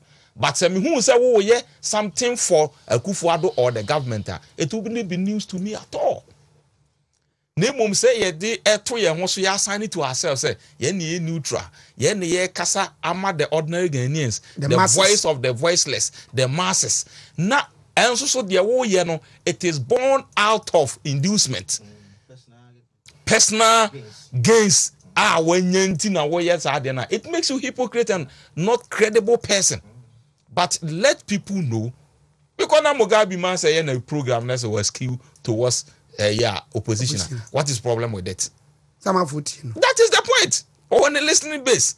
But to come under a misrepresentation, deception that I belong to the center, whereas you are doing the bidding of the right or left, that makes you a hypocrite and it makes you not credible person. And only one controversy, and only problem. Say it is also why credible. That is the point. Maybe sir. Oh, how can you be credible once you have been induced by $2,000? Now me who induce me 100,000. Obi abeti say 100 there tempting. But if you can be induced as meager as $2,000, how credible are you? The wo ye nyina na say $2,000 in tina wo ye there.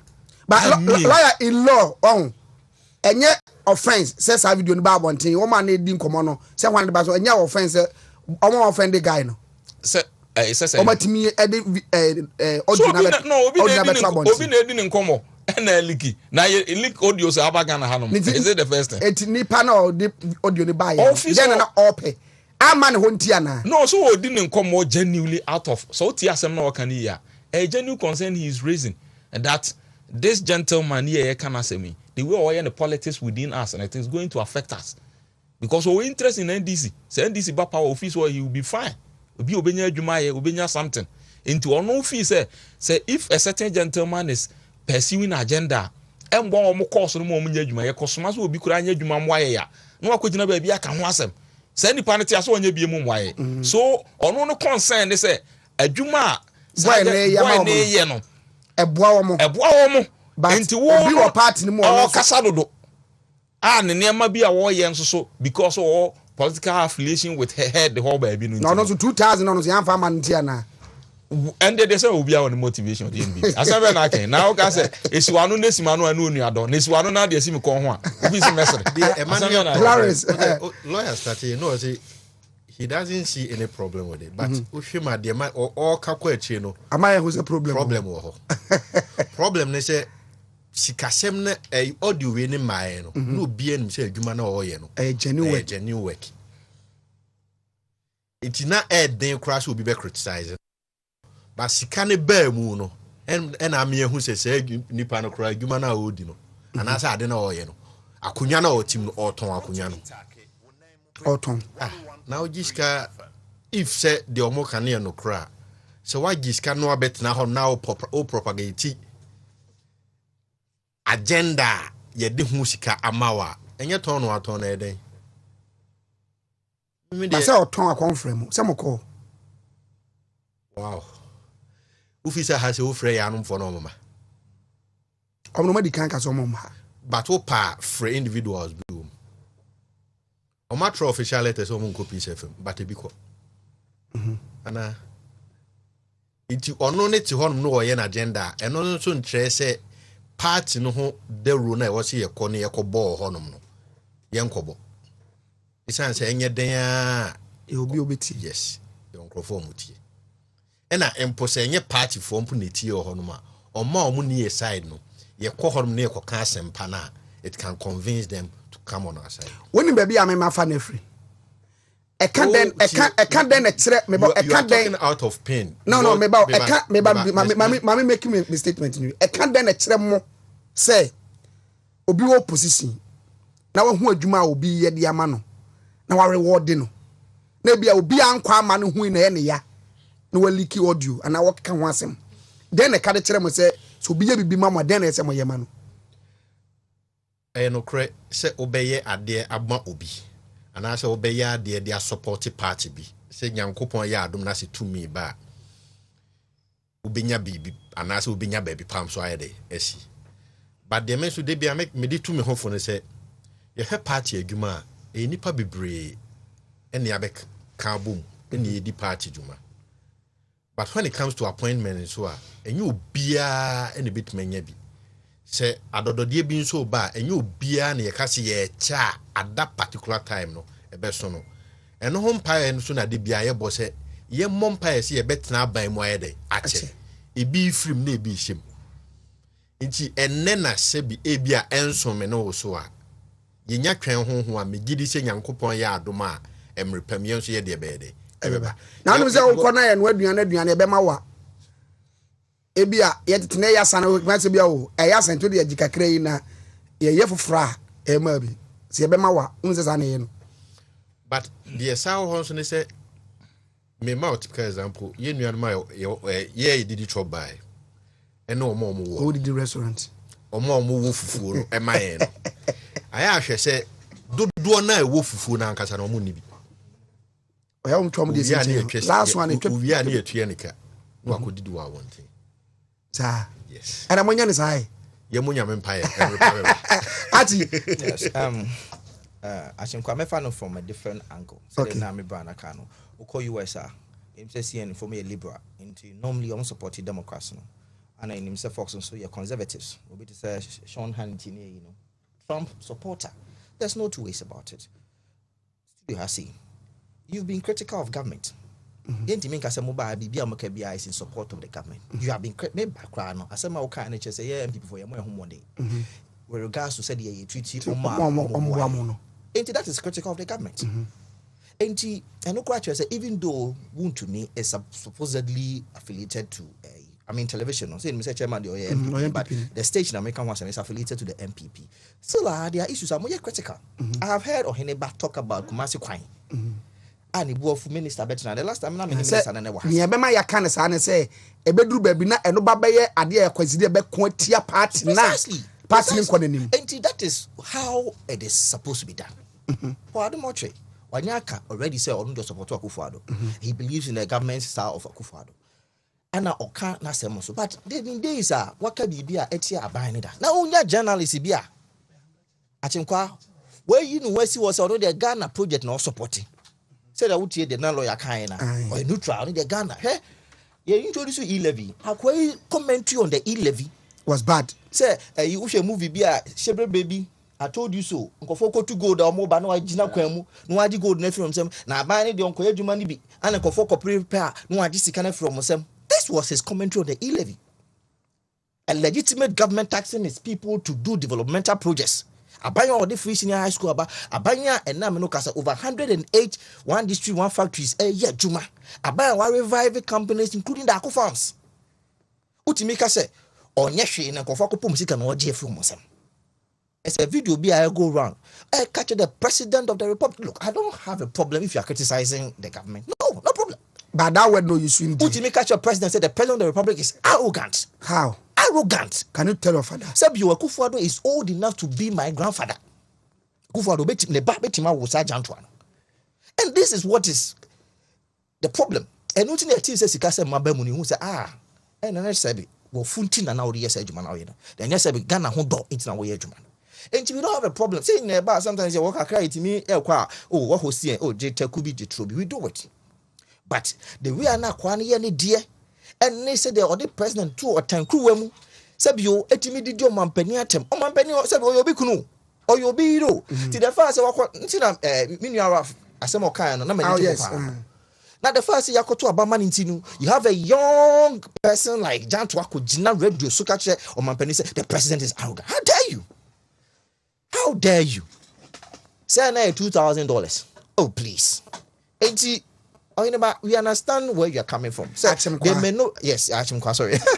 We understand where you are coming from. So there may not be a problem per se, but say that brand here no portray no na dey who say na or digital word that is why we have issues. But going forward, now we can say me some of them are not too kakra.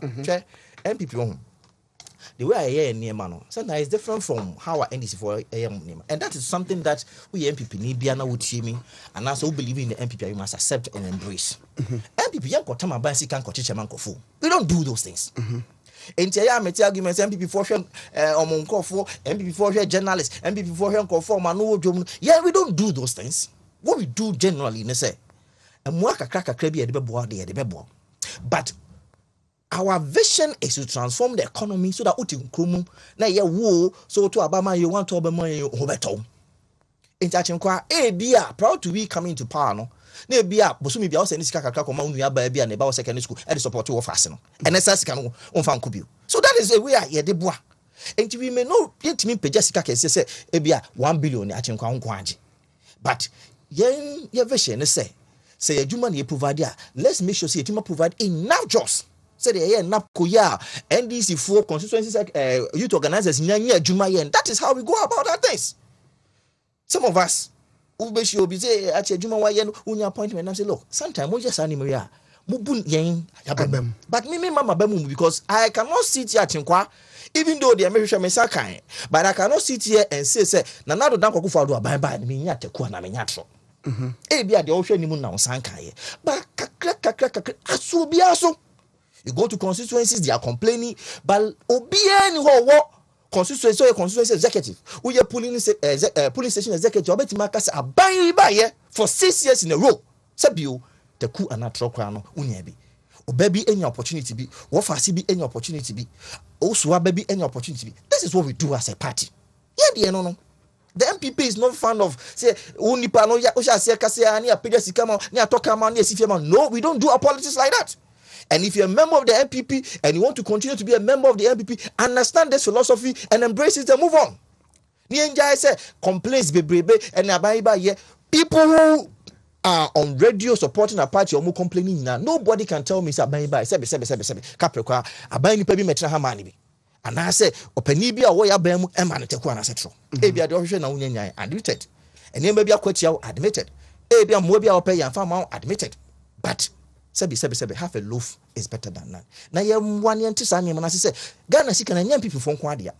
Ghana Sika and young people for near journalists and supporters in Quadia. A Ghana food in Yadia, but Utina at Utio Dina, one Casabia, a President Mahama, and a former President Nekofas can edible say, yes, President El Da will be, yes, and not this can breno, yes, in Tadin Tisabia, a Edumapa, and a Swaban for so, and a been many appointment. I nya bi no so de on the coins almost wo munya ba bi gina no mo bo mo wo fom no obi ono so yin hu no obo party in a way or a partner adwuma in a way na se nipa no so bo asa nipa na se nya ban sika wo. And I make sure say me ba ka sembi and so what you say it is not sika na kon nchen na issues with it too but the brand here no portray no se na ketua o de afi na adwuma mkuto na o ye adwuma na Ghana ho don't no ye adwuma no. Because who tell the narrative na abante na o kasa no kafan simple apia stadium kana just a juma wo yenti na onya sa de na e koma no ana ye ni Paul Jessica no koma sa abante no pato what you say regional communication officer I'll call you no expect say $2,000 no 2,000 Ghana cedis be ho na branch no buy appreciate so many dollars dia wo di cedi na de e ko branch so keep it in na one man yes until 11 man go fu intachin kwa de na person kan nyina ne say MPP4 and please my main class as we need ntia say we party ba so ye a member of identifiable groups nyina say na me nua ne ka ye doso aba ni ba in a matter of 8 years in 8 minute appointment o. It cannot happen like that. Yen nyina ntimi nya de beso yen nyina so. Unu bi wo ma ye be pagya na de nako. Obeba na obesia kakra. It is okay. It is okay. That's how life is. And nothing na me na me bo papaya wa baso no. MPP4 executive so. Obo guys no obo mo asko papaya. Obo guys no. Oye just health insurance you manager e was kwa na ketua na yesen. But ono no timi bua me bi so communicator so serial call so obi o party ni a office one so brain away a on team metra ba bi ono te no nya ono je no odabua wo mo achenkwa penifo ni ye da omo ye da and I am telling you it's just because of the numbers involved. I am telling you minimum pisa omusika omo che sika da minimum sika bia as a regional communication member yakwaji you baby esi da but ye dos and na communicators here call in the run up to the regional elections no more complain high in say we are just being too rapacious like too demanding as I said young kwan fata when you have that kind of perception so me adwuma my year me type posters am kwata say by na me say ya and no na expectations no and as a man for failure na because sebe previous anya me nkwa share number of people communicating for the party aside those of us who sit on radio and TV omo social media omo ko house to house yeah baby. Right. It is a no money be my communication so chamo de cause you call us. You must understand. Right. Now the best mechanic and say yeah more say be so that the government of MPP can continue to be in power because I ban it na power match no and na your kono do aprekun na ministers and na eya sensu no ochina na be yen enti yeah more say be adwuma ne say benya this kind of say SSM nya say na menya nti ba be mabu nti party adwuma no me yes sir. Right.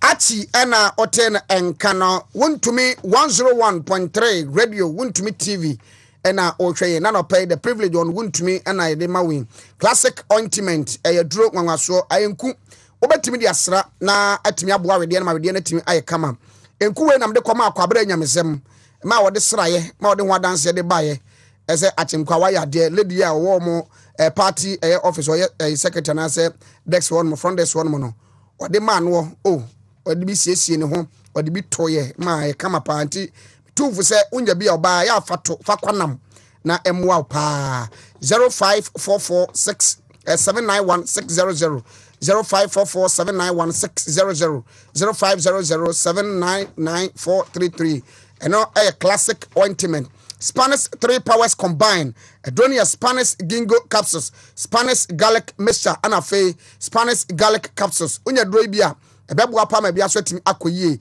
Dono Spanish 3 powers combined de abaye. Na antakeba for amo edroni binonom. It turns a fat anti-aging. So and improve memory and then mental sharpness. Say increase blood flow. Ewo ni peduana adrenum. Ama nema tibiko ye edemao. E kondi tie ni peduana nam bia. Yade bia pesa ben pedua so bia na kwatia na wafo ekase a nom garlic mixture ni bi wai na enti ofusu ema 0266114111 na yaje osuma so onsa etim akadro ni bi na bibia so etim aye kama edi ama jumade ni the privilege morning show on Wontumi 101.3 radio auditors general report ene nsema efifi akiri eba mamintio Achem kwa amedase auditors general report Ayaba and answer Aba. And this is not the first time we've been on the test general report. Now, on my year, I think say we should be a little bit serious with it. Auditors General report, as far as I know, apart from PNDC era, that are near those Auditors General reports, I don't know. At least in the last Fourth Republic there. In your Auditors General report over and over and over and over again. Now, you want to ask yourself, say, after the Auditors General report, what next? Woyomi case about Ghana ha you could know Auditors General report. Say there were some dubious payments of judgment debts near the Bibri. Eba ekoni nyina no emra ne se auditor general wie na adwuma on fan come parliament and parliament also was set on it through public accounts committee no mo so transfer we are what next, and that is my worry, that's my concern, because from my observation from public accounts committee, well, I must be measured and cautious here not to be cited for any form of contempt or whatever. From my observation, if one institution I have a way to scrap it, that will be public account committee. I've been at public account committee for three times. From our district? Yes. And from my observation, if I have my way, I'll scrap public account committee. Didn't? Well, to me, it doesn't serve the purpose. I don't want to say it is useless, but it doesn't therefore serve the purpose for which it was established.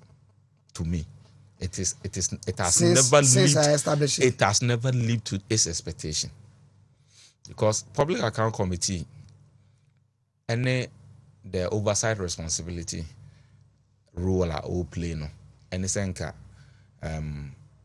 auditor we ne ba the appearance kwanya any fast call morning what transpires over there, and I don't see any serious business over there. I don't see any serious business over there.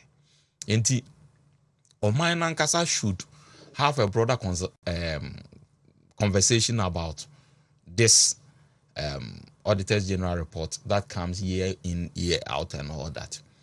Now, conversation no baabi a yɛnhwɛ mfa nkodua ne nanka yɛma yɛn nkɔ the fact say articulate 8 no ne powers no attorney general powers a prosecutorial powers no yɛmpɔne ho bi mfa ma the audit service no said the police forward threshold police for on their own audited attorney general mo a crime so mutimi prosecute some offenses at the lower courts no enka ye womo nso makwan nenka ye nyen sachrai wo ye mranum nenka yem wield audit service with this proctorial powers nenka internal auditors external auditors and the audit agency nankasa no se bibiba na omuhu se adewe it worth prosecution nenka omo e de akọ ebia omo audit service ha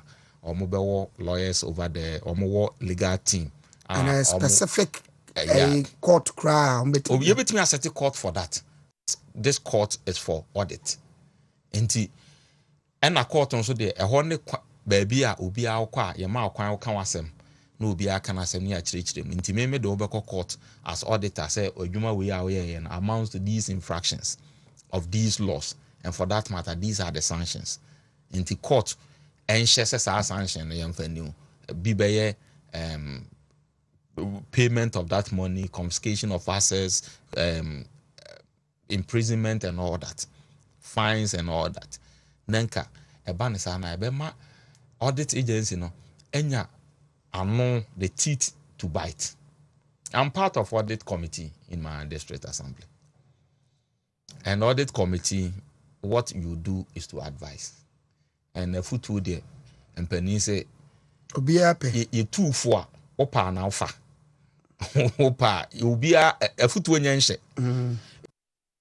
Audit committee adwuma ya ne say so auditor internal auditor and the report ba and external auditor and the report ba na management here the response we are you also trust who say advice that was given to the management whether or not same has been implemented there's nothing more you can do now audit service and also ebia also wadwuma bia so they also advise to all know better these they I found out that there's BBC ABCD are not there, and according to law XYZ these amounts to infractions, so I urge maybe management to do ABCD. So omo anya ABCD they onu timi yekodura no ono timi kan bi they na be you right and the court we are the maximum the honors lies on parliament and as state as nation or minor and a yensa anwene hu bio ye constitution no it needs serious overhaul, it needs serious review of the constitution, because since this fourth republic there hasn't been any serious amendment with respect to our constitution. So share American constitution and the amendments that has gone on that's far from time or more independence to data. Now share the as you know young as it is, a woman say a constitution in PD. Now, so we have seen so many things with experience. A brasso, baby, say a near maybe wumua, a yes, say yetimi, a yen share, a man ye juma. What do you want that say? Yes, a Ghana constitution. I think it's sister whole baby say president in the vice president and they take over. TM fan say one day, unfortunate as it may be, now president and the vice. So the president is only a torso aba vice. So have we been able to determine at what point somebody becomes a vice president? A breben will be we a vice president. Is it at the time the candidate appointed on at the time the candidate now win the election and at the time I was swear in? At what point does a person become vice president? President, the Obama name say president elect, but vice president. In the mix of that, you say a vice elect. Whatever it is, can we say that by law? And the young fan say one day, president and you in we are BBSC, president Kura or Bayan or Charlie. The say it will be to me these cardio near at any point in time. Yes, when in we are you so advice. Because yes, when in we na BBC, dear, I think say the next thing the best way in a vice president. Vice president, and sure we in advice. And now when you're 2 minutes or your vice, now what you have to take over from the president. Okay. Well, unless also in. So we have vice and I take you over from the vice. So at what point do you become a vice president? Okay. The constitution very silent on it. There are so many things that time has taught us. Say your constitution, another look at the constitution, SEN society. A been giving all the prosecutorial powers to the president, attorney general, okay, and articulate it. So when no one na one kwan say we timi do obi court e gina wo man na mbo no kwan do na wa mema ebinum wa pone ni 2 minutes hu bi ebi ama special prosecutor bi ama SEPS no ne police ni ade almost team prosecution and environmental for ne ade. But now it is about time as ye ni include a service like audit. Na so audit nya say titini to bite no the nipa court because search charging no when you are search charging somebody it's easy and tempting for me to steal. So Maria you fan say 1 million Ghana cedis. Na me wa motivation say my first eska no one cheme a so won say charge me David enti and now say charge me no so a eska no na me kotua enti punishment no it's not deterrent enough enye ya because me waste can achieve na fabra you know say me dey man am come baby right but the koba say or opportunity to prosecute you o say charge no na wasa de no court and when you are going to face prison sentence that is where the deterrence will come right then common nan say common nyina say yen san hwe ye man no ne yen fa politics sem ne to nche na we pen so na we buy na we pen so na obi a pen so over the fourth republic at least the ye nim no other republics no may have their own share of it, but in the fourth republic enemy if 1992 bepem sabre there hasn't been any single audit reporter indicted some crofobia say there has been malfeasance, misappropriation, embezzlement of fund or whatever it is. Abeka you reading is hard. You reading we are near just one near the aquacoto. But as a lawyer George Pon and Otena and Cano Lawrence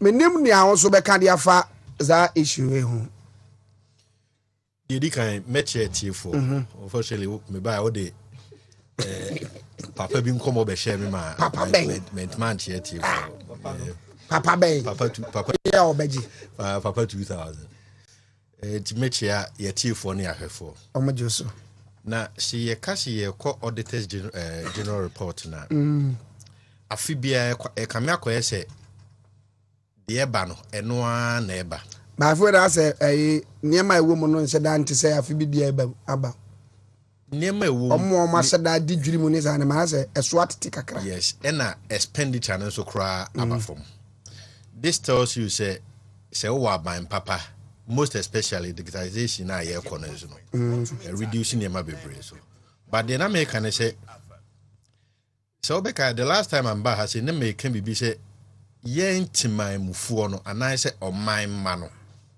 asudie bi nso dae so wo se yeye okay so we hear report we a fano bebre na ekodi tax irregularities and the nso se wo sa hwema OMCC no na dodo na esa ho na wo hwe report no mu so a auditor general me hu say OMCC no do tax no was mutua but GRE and measures are put in place Emma OMCC ni also either so betua and also when punishment was here the mom no ni nyina sa adwumade na nyede enkoso sede e wo se ekọ no na ye hwe ye mpanimfo bi a etete offices GRE offices any the salaries are gene power struggling na ekoso ho ma nanka ebe se na fata se so mo channel sa ahodin ni nyina de kọ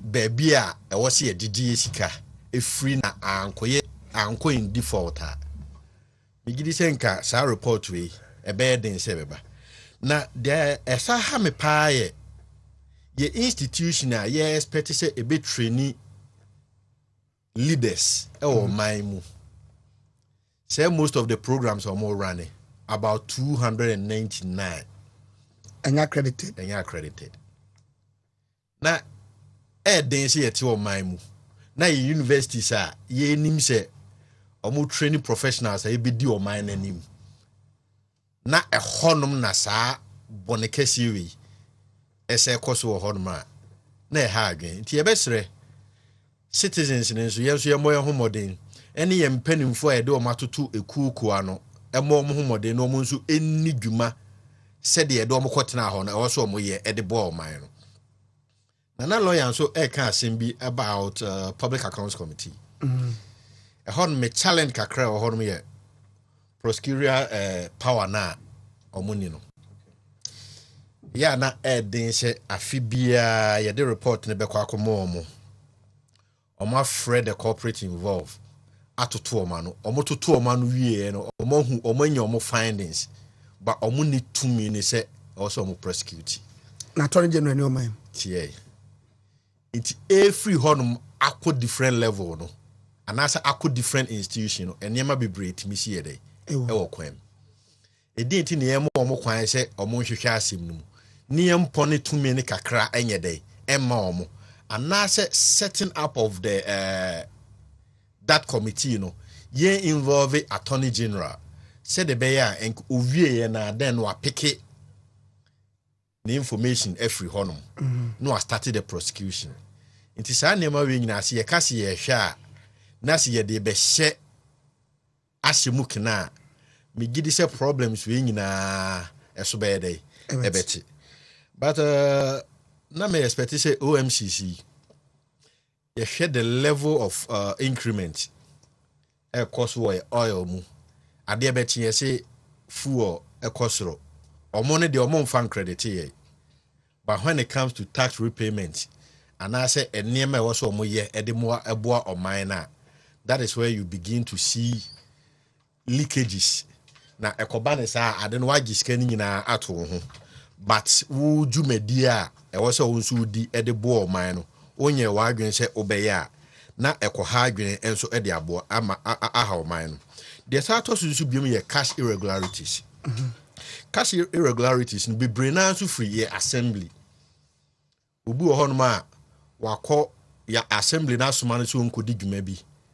ya ma ne impressed okobae no e hon report o so de bo e me record record so na eba auditing level so a nipa na e so auditing na hu se asumasi ekodi dwuma sei report o de bae ni e hon receipt sika e de ma no ninye but ye hwe system na ekoso wo hono nso na eno nso nyina akoye challenge a e wo sa de ma bra megidi se ye ko digital level no emre bi beduru a e hu nhia se e wo se obi ko ekotini se okoteti receipt ansa na odi abeye adwuma wo so wo ye a click of a button then information be a here about auditing no so no ye nsaka Give me started that even before the payment we know the purpose for which the money is released. Okay. And the give me say allow na uchi area na on for receipt in the in that circumstances no it can be cleared. And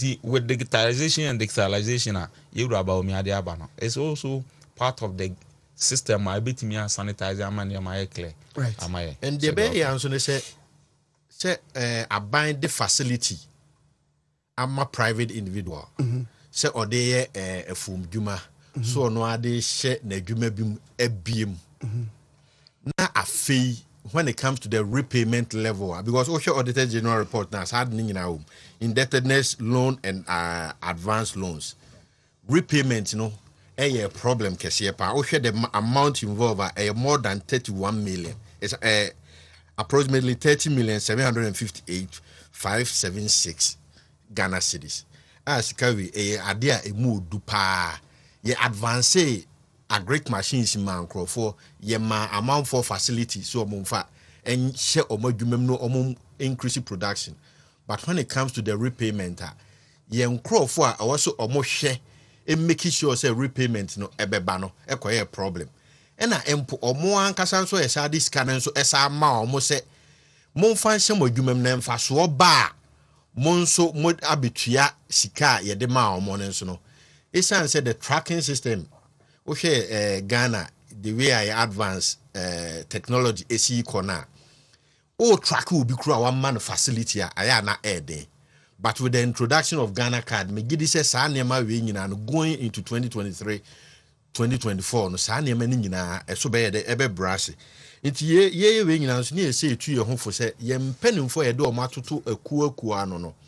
So mu di dwuma bi a omo make sure say eye omo papa ejapade ana se omo anka say ejapade a sa no be manage na na so on manage ni sa omanya adwuma ye de ahye ne nsa no on hwe so ye no ndi dwuma ne ye na ebe ya se obi your auditor we a personal experience near the nabaso on my auditor unim se o ye salary worker until se boso me beso a pay beba no unyeske bia and free baby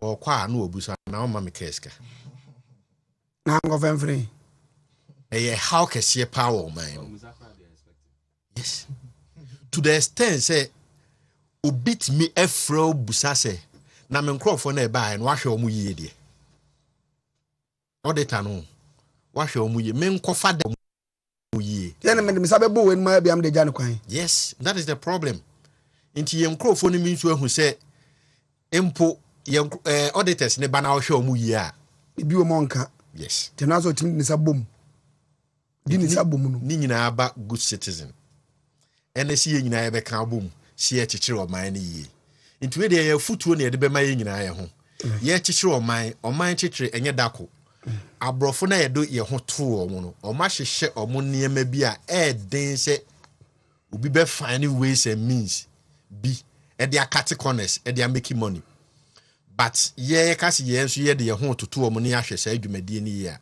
migidi si ye ka boma ye nyina ye betima ye amna ye nkoso na de ekwato ekwa mensuru kura nso ye institutions, that is government agencies. Every institution be a audit was our institution. Inti enka before crassenka external auditors ne bebano.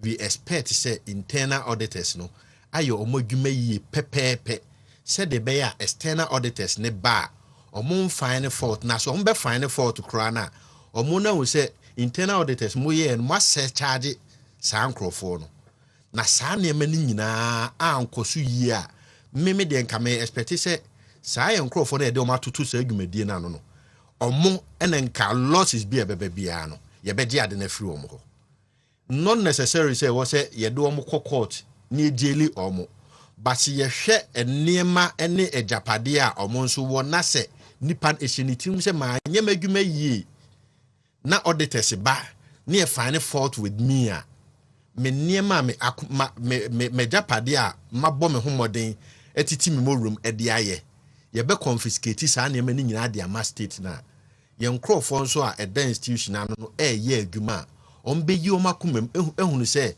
ono na anya adwuma ni yi a ono ne de problem na ebe de ebe soe no and obeyire no ho so obeye adwuma ni yi se de ebe ya oman ni sika egu basket ni mu no ye nko bo basket ne etutokuro na ni nyina anwuno so for be preaching or say a tour you need to into je tour for tour ni abde oh yes o je tour ndi ababa ye men ye tour any tour enti eno no o man sika ne gu bucket ni ma men fiti for ne to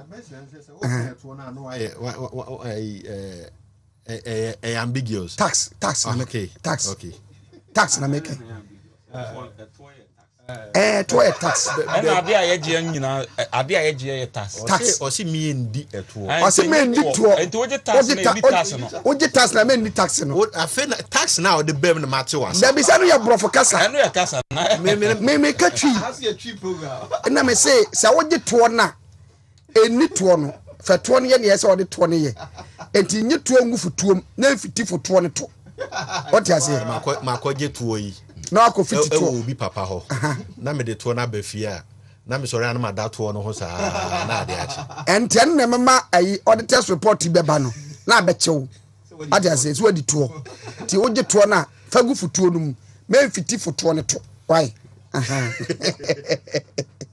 ati Achinkwa said na me all the test did not report. Yes, it looks like said the shall said into a mine nya kwan enchia mami chairman Chama Wontumi waba Matisse is over weekend week okay names wa bedu dia but Juma sure in Kabuma or try to be create a region because the same way they be make say me call ni fi na okasa same ma okan dey be dam to so hwe e betima adwuma die bebri was antimem Ghana ha nyina e dey be close to winning elections but yanka homa into winning elections. Bonin said development can get you closer to winning election, but it takes unity to be able to deliver an overwhelming victory. A chairman and himself will make several efforts to unite the region and of course the nation as the dean of all regional chairmen. Juma for Friday amount, maybe I will be a German count. I feel me about Mike of Fufuricum, Mike Lady of Fufuricum Edu, a manager will bust. Pay Michia Michael, or a very humble person who only know a dinner was so and human relations is so perfect. Nti baby will be a family about Mami ya a chama, former deputy director for communication, national deputy director for communication. Okay. And then the birthday. Oh, okay. Mami ya birthday. Me ask me next year pen. Mood. Yes. Chama want to me down for pa. Chama want to me down for pa. In fact, omu be Accra movement and Wontumi radio. Chama de no a call to ho a church and nema. What me are provided just to help the party and the government. Mamia, and then we wish you all the very best. May the Lord bless you. Achemkwa utie narrative me lawyer ni minu ampani no msha asia. Ade ba kon clear. Se ka se auditor general report aba. Ni akoti sika bi se 17 billion financial irregularities. It is not to say sebe politicians are fasika na di. Utie de omukai and that is what it means. Akwaya yes so only NDC for call media house na say auditor general MPP for mobile sika 17 million madi. You need to go through the report and see where these issues are before you be able to make that determination. Say be away ministries and a problem we minister we hope na problem but so we report by ya significantly what do you mean with the state institutions are culpable a lot a bit so na ye a car a buying at the state institution be a in fact so power state as for instance we cocoa border I'm told say buying at the cover about 2.2 billion. That is significant. We share a car controller and accountant general at the social security net car. It's about 4 billion. Into one you're careful, no one stretches on your way in and because and before mobile moody sika. No, it is not to me, sir. There's fraud and as a corruption. Irregularities 8 me edgina homa near my baby. It is the canon. They told me you know. Adeba Kwaminia Lawrence Bosso is about salary advances are yang eduma for you. Come on, what you say? I think quiet chum. Advance settle the BIBA 12 baby uko baby fufro ye worker hospital no dan o machine bia and nurse sa it who apply to management na management amount friends rent advance so jinafa kutua rent say the be confirm no che aduma ni yenyu niam ngu abonten ye wa accounts no afesika no je kwa na problem one man ni pasika say on fan konkutua ne rent and on fan ko solve problem bia aye critical. Now say bosumi bi o metua say na your problem. Interview na fe the management here say one call the na fe the embargo to salary so. And I say the let back control akwa say nja work ya. Na fe no ne pushing kofo amamu tutua sasika. Intia no so edi na as a republic. These monies are huge. Other state institutions are yeah this can na yeah my phone no yeah Ghana for na yeah politician. Yes civil servant public servants na yeah this can be say betua. Ministries ni assemblies a gusu e ho bebre it mesre ye ma ye ni ndi sa sika na chi because Ghana sika no ana saban sika nya wodia ye ma sika say ye maslok no ne de bre wa make sure say wetin metua sika no maban nya sika ndi ama wonu afoforo aya problem say ye say aban sika ye ntua that is a narrative that is ongoing ukodi aban be say de see ntua no waje not so wakodi advance wo adwumam not so. I think it's a name can if we can find a way of giving the audit service some prosecute real powers, I'll make him prosecute people. I think that will help. But going forward, Mestre, and then you may be a binding back a bit to be able to survey this situation, air digitalization. No? So they can't, Sikani who you can't spend. Give me a sanitary.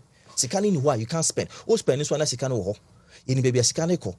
Every man is be state institution be bia no. Finance minister think crown oni dia ekoso. I think said that is the way to go. Into Edumayefo a yes shall say at my place there were several friends and obi si change your bar na obi yem pen so they are too complicated because accounts na be palace buy o ma na o mo kan hey give me see they are too complicated kwa mo nsuanye because that is the way to go. We want to make sure say sika help ben nyina no you keeping it in a consolidated form. Here Confanochi when we started with this situation ye dey sika GMA Fidelity, the hospital became very liquid. So be our about to donia throw with it amount. We had issues. And now back on you don't pay money anywhere. So better forms crass or be pay appointment cry. You could travel a Fidelity. O banas online or require nebuni I sure you could travel Fidelity. And this is the way to go. And nothing else will be like I said, Vice President Samuel Kanye said he will prefer Ghana card to certain things, on TS and M1 because this thing is saving a lot of money in the very near future. I can assure you the SAR report here about year and norm are virtually year in year out. Huge monies are quoted say a year irregularities it will become a thing of the past because we are embracing digitalization. You pay through a particular channel. You see, when there's so much human interface, and aside issues we but if it's going through a particular system and a software be capture that. And then uko nyuma bi mu te se Confanochi a wo ye supplier kwana so ba wo siketua no kwana it still passes through giftness because many year me yana me call eye clinic na me call NS achi uni system no mu ntimi anshow because your package bi apart from health insurance no so we are here hospital no e de sika bi ato ho de show it na make us say free sana madwe me call yes ntimi show at least what call register near what to giftness no so because every a yibia ebeyama obiana it has to pass through that system as na me call HR no me dem staff ID ma mo me dem to so me call I no na apopiaba say my staff so I don't even need to prove anything. It is me baby yare na me dem ko so I must make sure say my register me ba no wo ho kwan say already some mastery it will be bia okoje ayare no obo ne computer na apopiaba. This is the way to go. This drive to make sure say every government agency comes on that platform. Every institution be homogeneous sika eba on the platform. No, yamwana sa process we nyina yentimi complete so that going forward some of these more fee chances a bit me add so about from kakra. But now lawyer ka say parliament no finance the parliament public account committee no. He would wear sank yes. Only I say a personal opinion. Yes, that is true. But me only problem kakra me wo ho ne say and also buama sebio ye di nipa ne beto abonte. Unse na nipa ne beto abonte we ne ya anya ne hwe ya. Say in terms of you say ohwe punishment and ya imprisonment nkwa na obi wo ho a. But what to say obi akọ public account committee. We the born be we ma e ho asem no.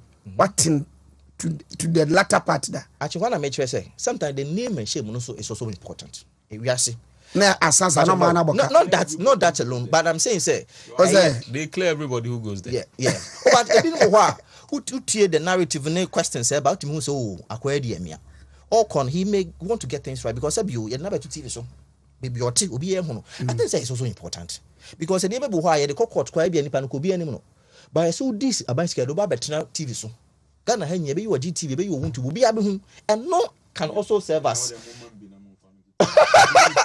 and no can also serve as a deterrent. And going forward, and I think that aspect is also good. But said no can if afterwards so a prosecuting the pana yanto asosa and you say be do about TV so near better to one ebi ha achenkwa we no tisu kwa kwa timi ferima no I mean frank with you so nipa sa no wo money here o money be wu enti no so metima ma wo hu say enema bi wo ha ne so de hu she but going forward and I think say if you can go ahead and then make sure say ya de esika wie ya say gu nanimu ase de na beto TV so wie ne yes am fa ne koto afiase a ebeboa ukọ countries be like China masa oh yes akweti bo otuoku I am telling you aban ne wo right mi bo otuoku na de ahama so nko publicly so I'm telling you enti yanya ne say beboy right achibo na tene kan food source limited edroway memma ne medro na omu no mi no de abadwama so ameka wasem de ache no junior brand capsules eno ye memma ne de no bema nya bi numa eboa pa ebusu appetite no ɛwɔ mpa so ɛna afei nua no wo mu ɛyɛ nipadua no so yie ɛmo awoden kama me kan say I still pagya ne mati kyerɛ sɛ duro no wanom bi ogidi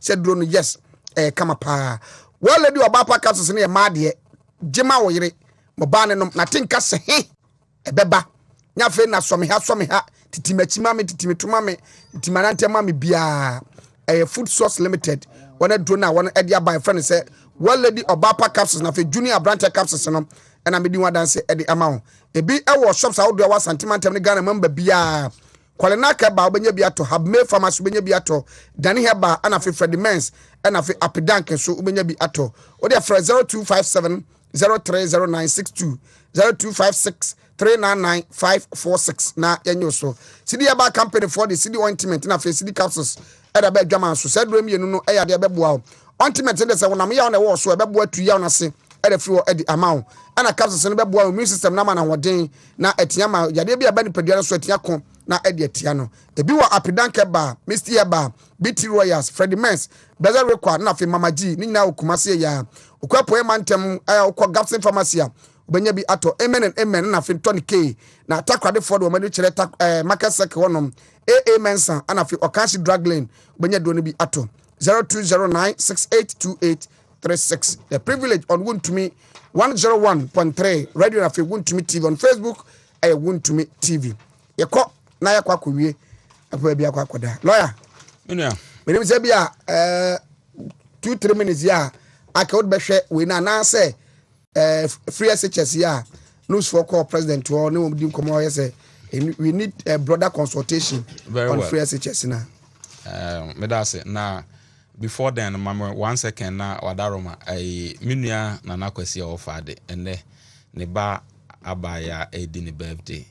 Okay. Also, happy birthday. Auntie, I can ya upon Usua or Fade. Our panel here. Or panel at the Nana Aquasi.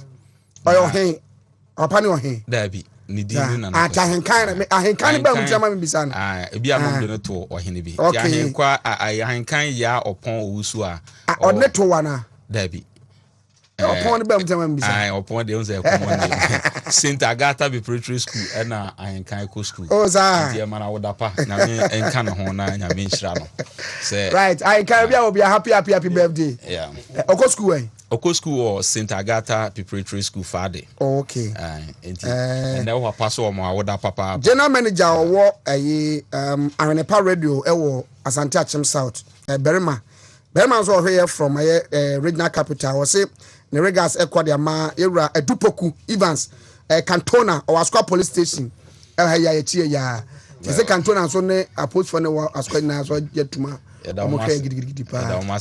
quick mamintio me say asem bi wo ho na edika de ntia ye can say audit report no eduru mre bi nso a some of the findings I have been with the assembly for more than 10 years and some of the findings are eba ewo audit report at times it be also ridiculous. It be you realize said na can receipt be and any panel intime and retired. The money was released without evidence of the use of the money. Now one of the times they call public account committee now you to generate a fuel a good generator. Now fuel no, they wanted a receipt of that. I think said to the tune of 1,800. Okay. Now auditor citing in their report, and it will aggregate into huge money.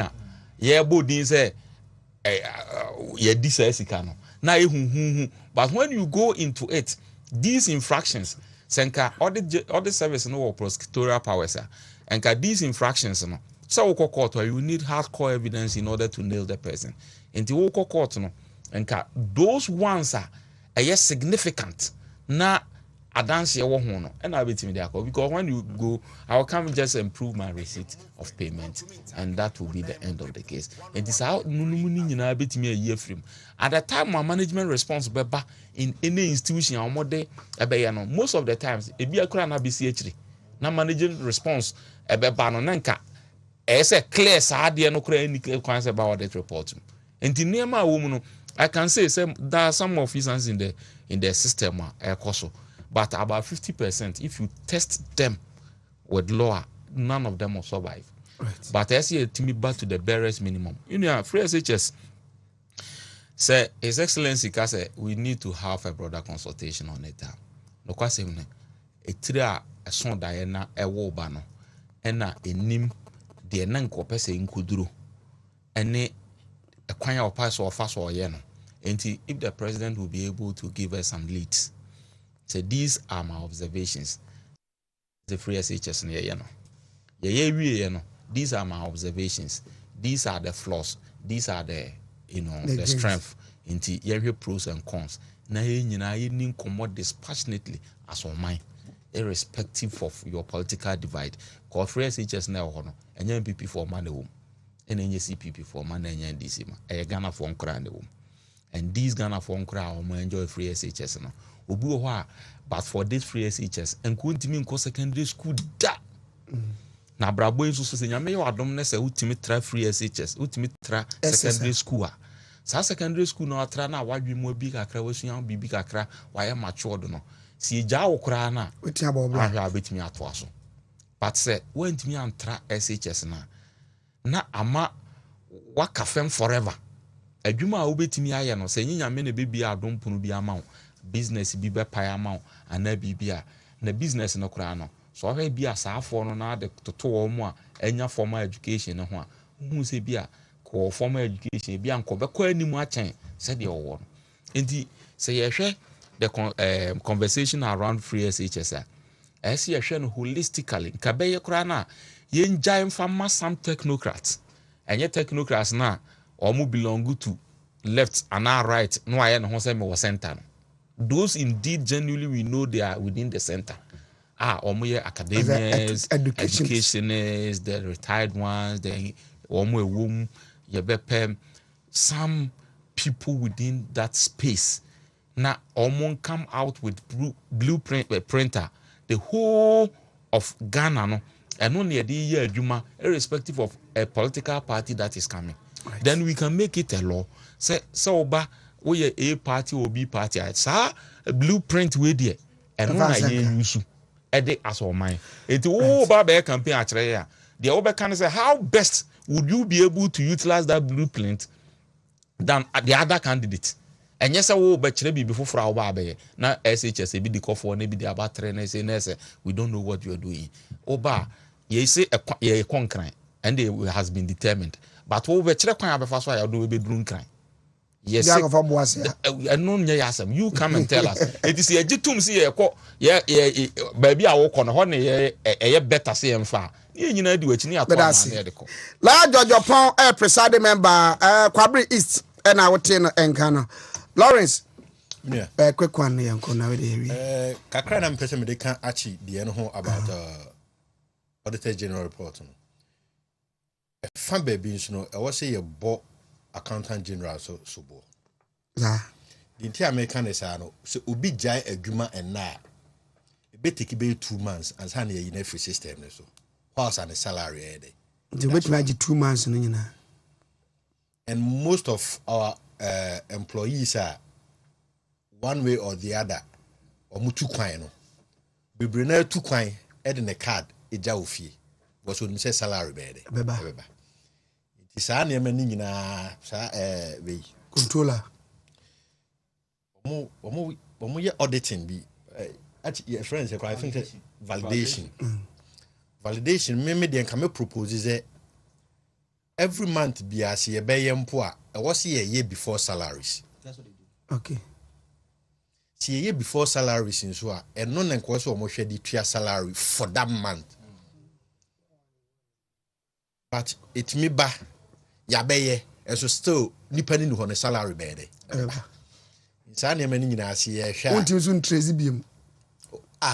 Sika na beto account ma redro sika no. Nipa na eye ono ankasa no. Oni ha. Basika na redro ekọ. Nti ebosomi say nipa 100 mpo na the whole Ghana na 3,000 cedis. Got a quite of money. Yes. Right. It came 300,000.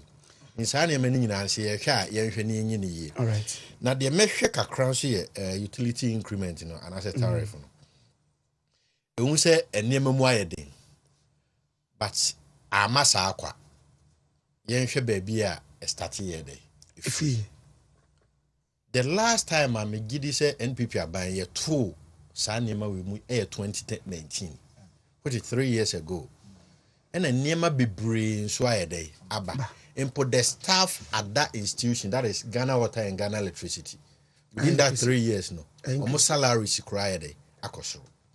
Nti kwan ben e befa so etwe omoka. Production cost increase. E kwan ben e befa so I production. But yanum for the bia me refer to the last time se me kaya 2011 omo incrementa omo ye. That is 7% and 6.7% respectively, both water and light. Right. That is 2011. Coming into 2015, Sam ran cranny kus ye would doom sum mudden light in suma she incremented by yinya light for light increment 69%, water increment 89%. As near that sum for 3 years, as near increase the utility bills 89 and 69%. Right. It is a yenya or man penny be, and as yenya the current government. Now, in spite of a near air cost, we are seeing we are seeing why den. The BI light is so. In doom your light. The BI issue, yeah, you use pipe. Via a Ghana water for there no. Me to confanoche. Den pass or bebe fiesi atunsu. Mini ankro fia ye bun so say your reservoir. It is a 1 or 2 hours be a tunsu ma ye hotre. But den so be kufi no hu si atunsu. Right. And then so cry no how many times you hu si doom light. It is yes rese increment here by in spite of everything, 69, 89, as compared to 27 increment, meaning say, right, but also your boy homo de near day. Yesum. Now, me giddy says ye pet and near papa, and now see ye per se ye increase your production level, and lighting, so ye per se making sure say a big service am I a pa ye dear. Now I see your boy homo de say. Kabia bebiaro ye bit my boy homodin a year free. But I say I know I Lawrence Ejako a quick one maybe say 2 minutes from Muslim and Amefema. Yes, no, kakra cram is at the COVID time. Yeah, free water. Yeah, my way.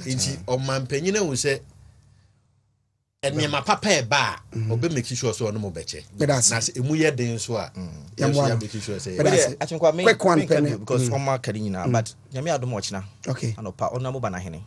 The man other form or in Sutabe possible. A former DC, etc. Central. Yeah, Chaba would to be special assistant pa or boy yang pa and Timestre party for say with the Yaini pa on Namubana Henny. Right, a Sutabe possible. And I fee a via and so you call Asukwa. And yes, Poyando, Papa, Openi Yando, so a Bene Yeno or Jenfua Asenso Park or Asqua in Mestre, and people for any animal when this in a baby on Nabona Henry. What can you ask me? Once I'm said black, or Daruma may call a we are Moses here. Okay, Yenia Penny Kofiada de Bewa, CEO of Jobadi Groups, and Naseda firm, and you couldn't now done it. Yes, Rebusian for near jam for you, I say about boy. Now, Jobadi Group, yeah, Kono, Executive Club, our more Meduma, our Mokako, our patron at that, Nase at that film, Omoconsi, Yaconsi, and one and the Executive Club will consi. Or Chef Black, who never me say, Ukuja, Udiko Menshia, Menshia, Yenny Bread. Right, large or the pro, say, Mamenchia, Minua baby. Your friend Majua, okay, do one so friend and Estina, okay, or Gnassi, and Metiame Yorenso. Mrs. Ejako. Why are they? Right, your friend Lawrence Ejako, or NPP communications team member, and now what in and Casanso, and now what Archibald Jesse, so what in a council member, NPP communication team Asante region na fe lawyer George Opon enso ye presiding member edema NPP kwa adese omo kwabre adese omo kwabre east oye presiding member e wono ka communication team no ede some party so ene ne dwumadi awdo a odi edebo aban no Wontumi 101.3 radio ana Wontumi TV dwumadi we na a privileged morning show Friday edia edebre wono edebesi akwa Medika Junior ene Kofi Nto Frank amena mase I still baby girl and a face Sandra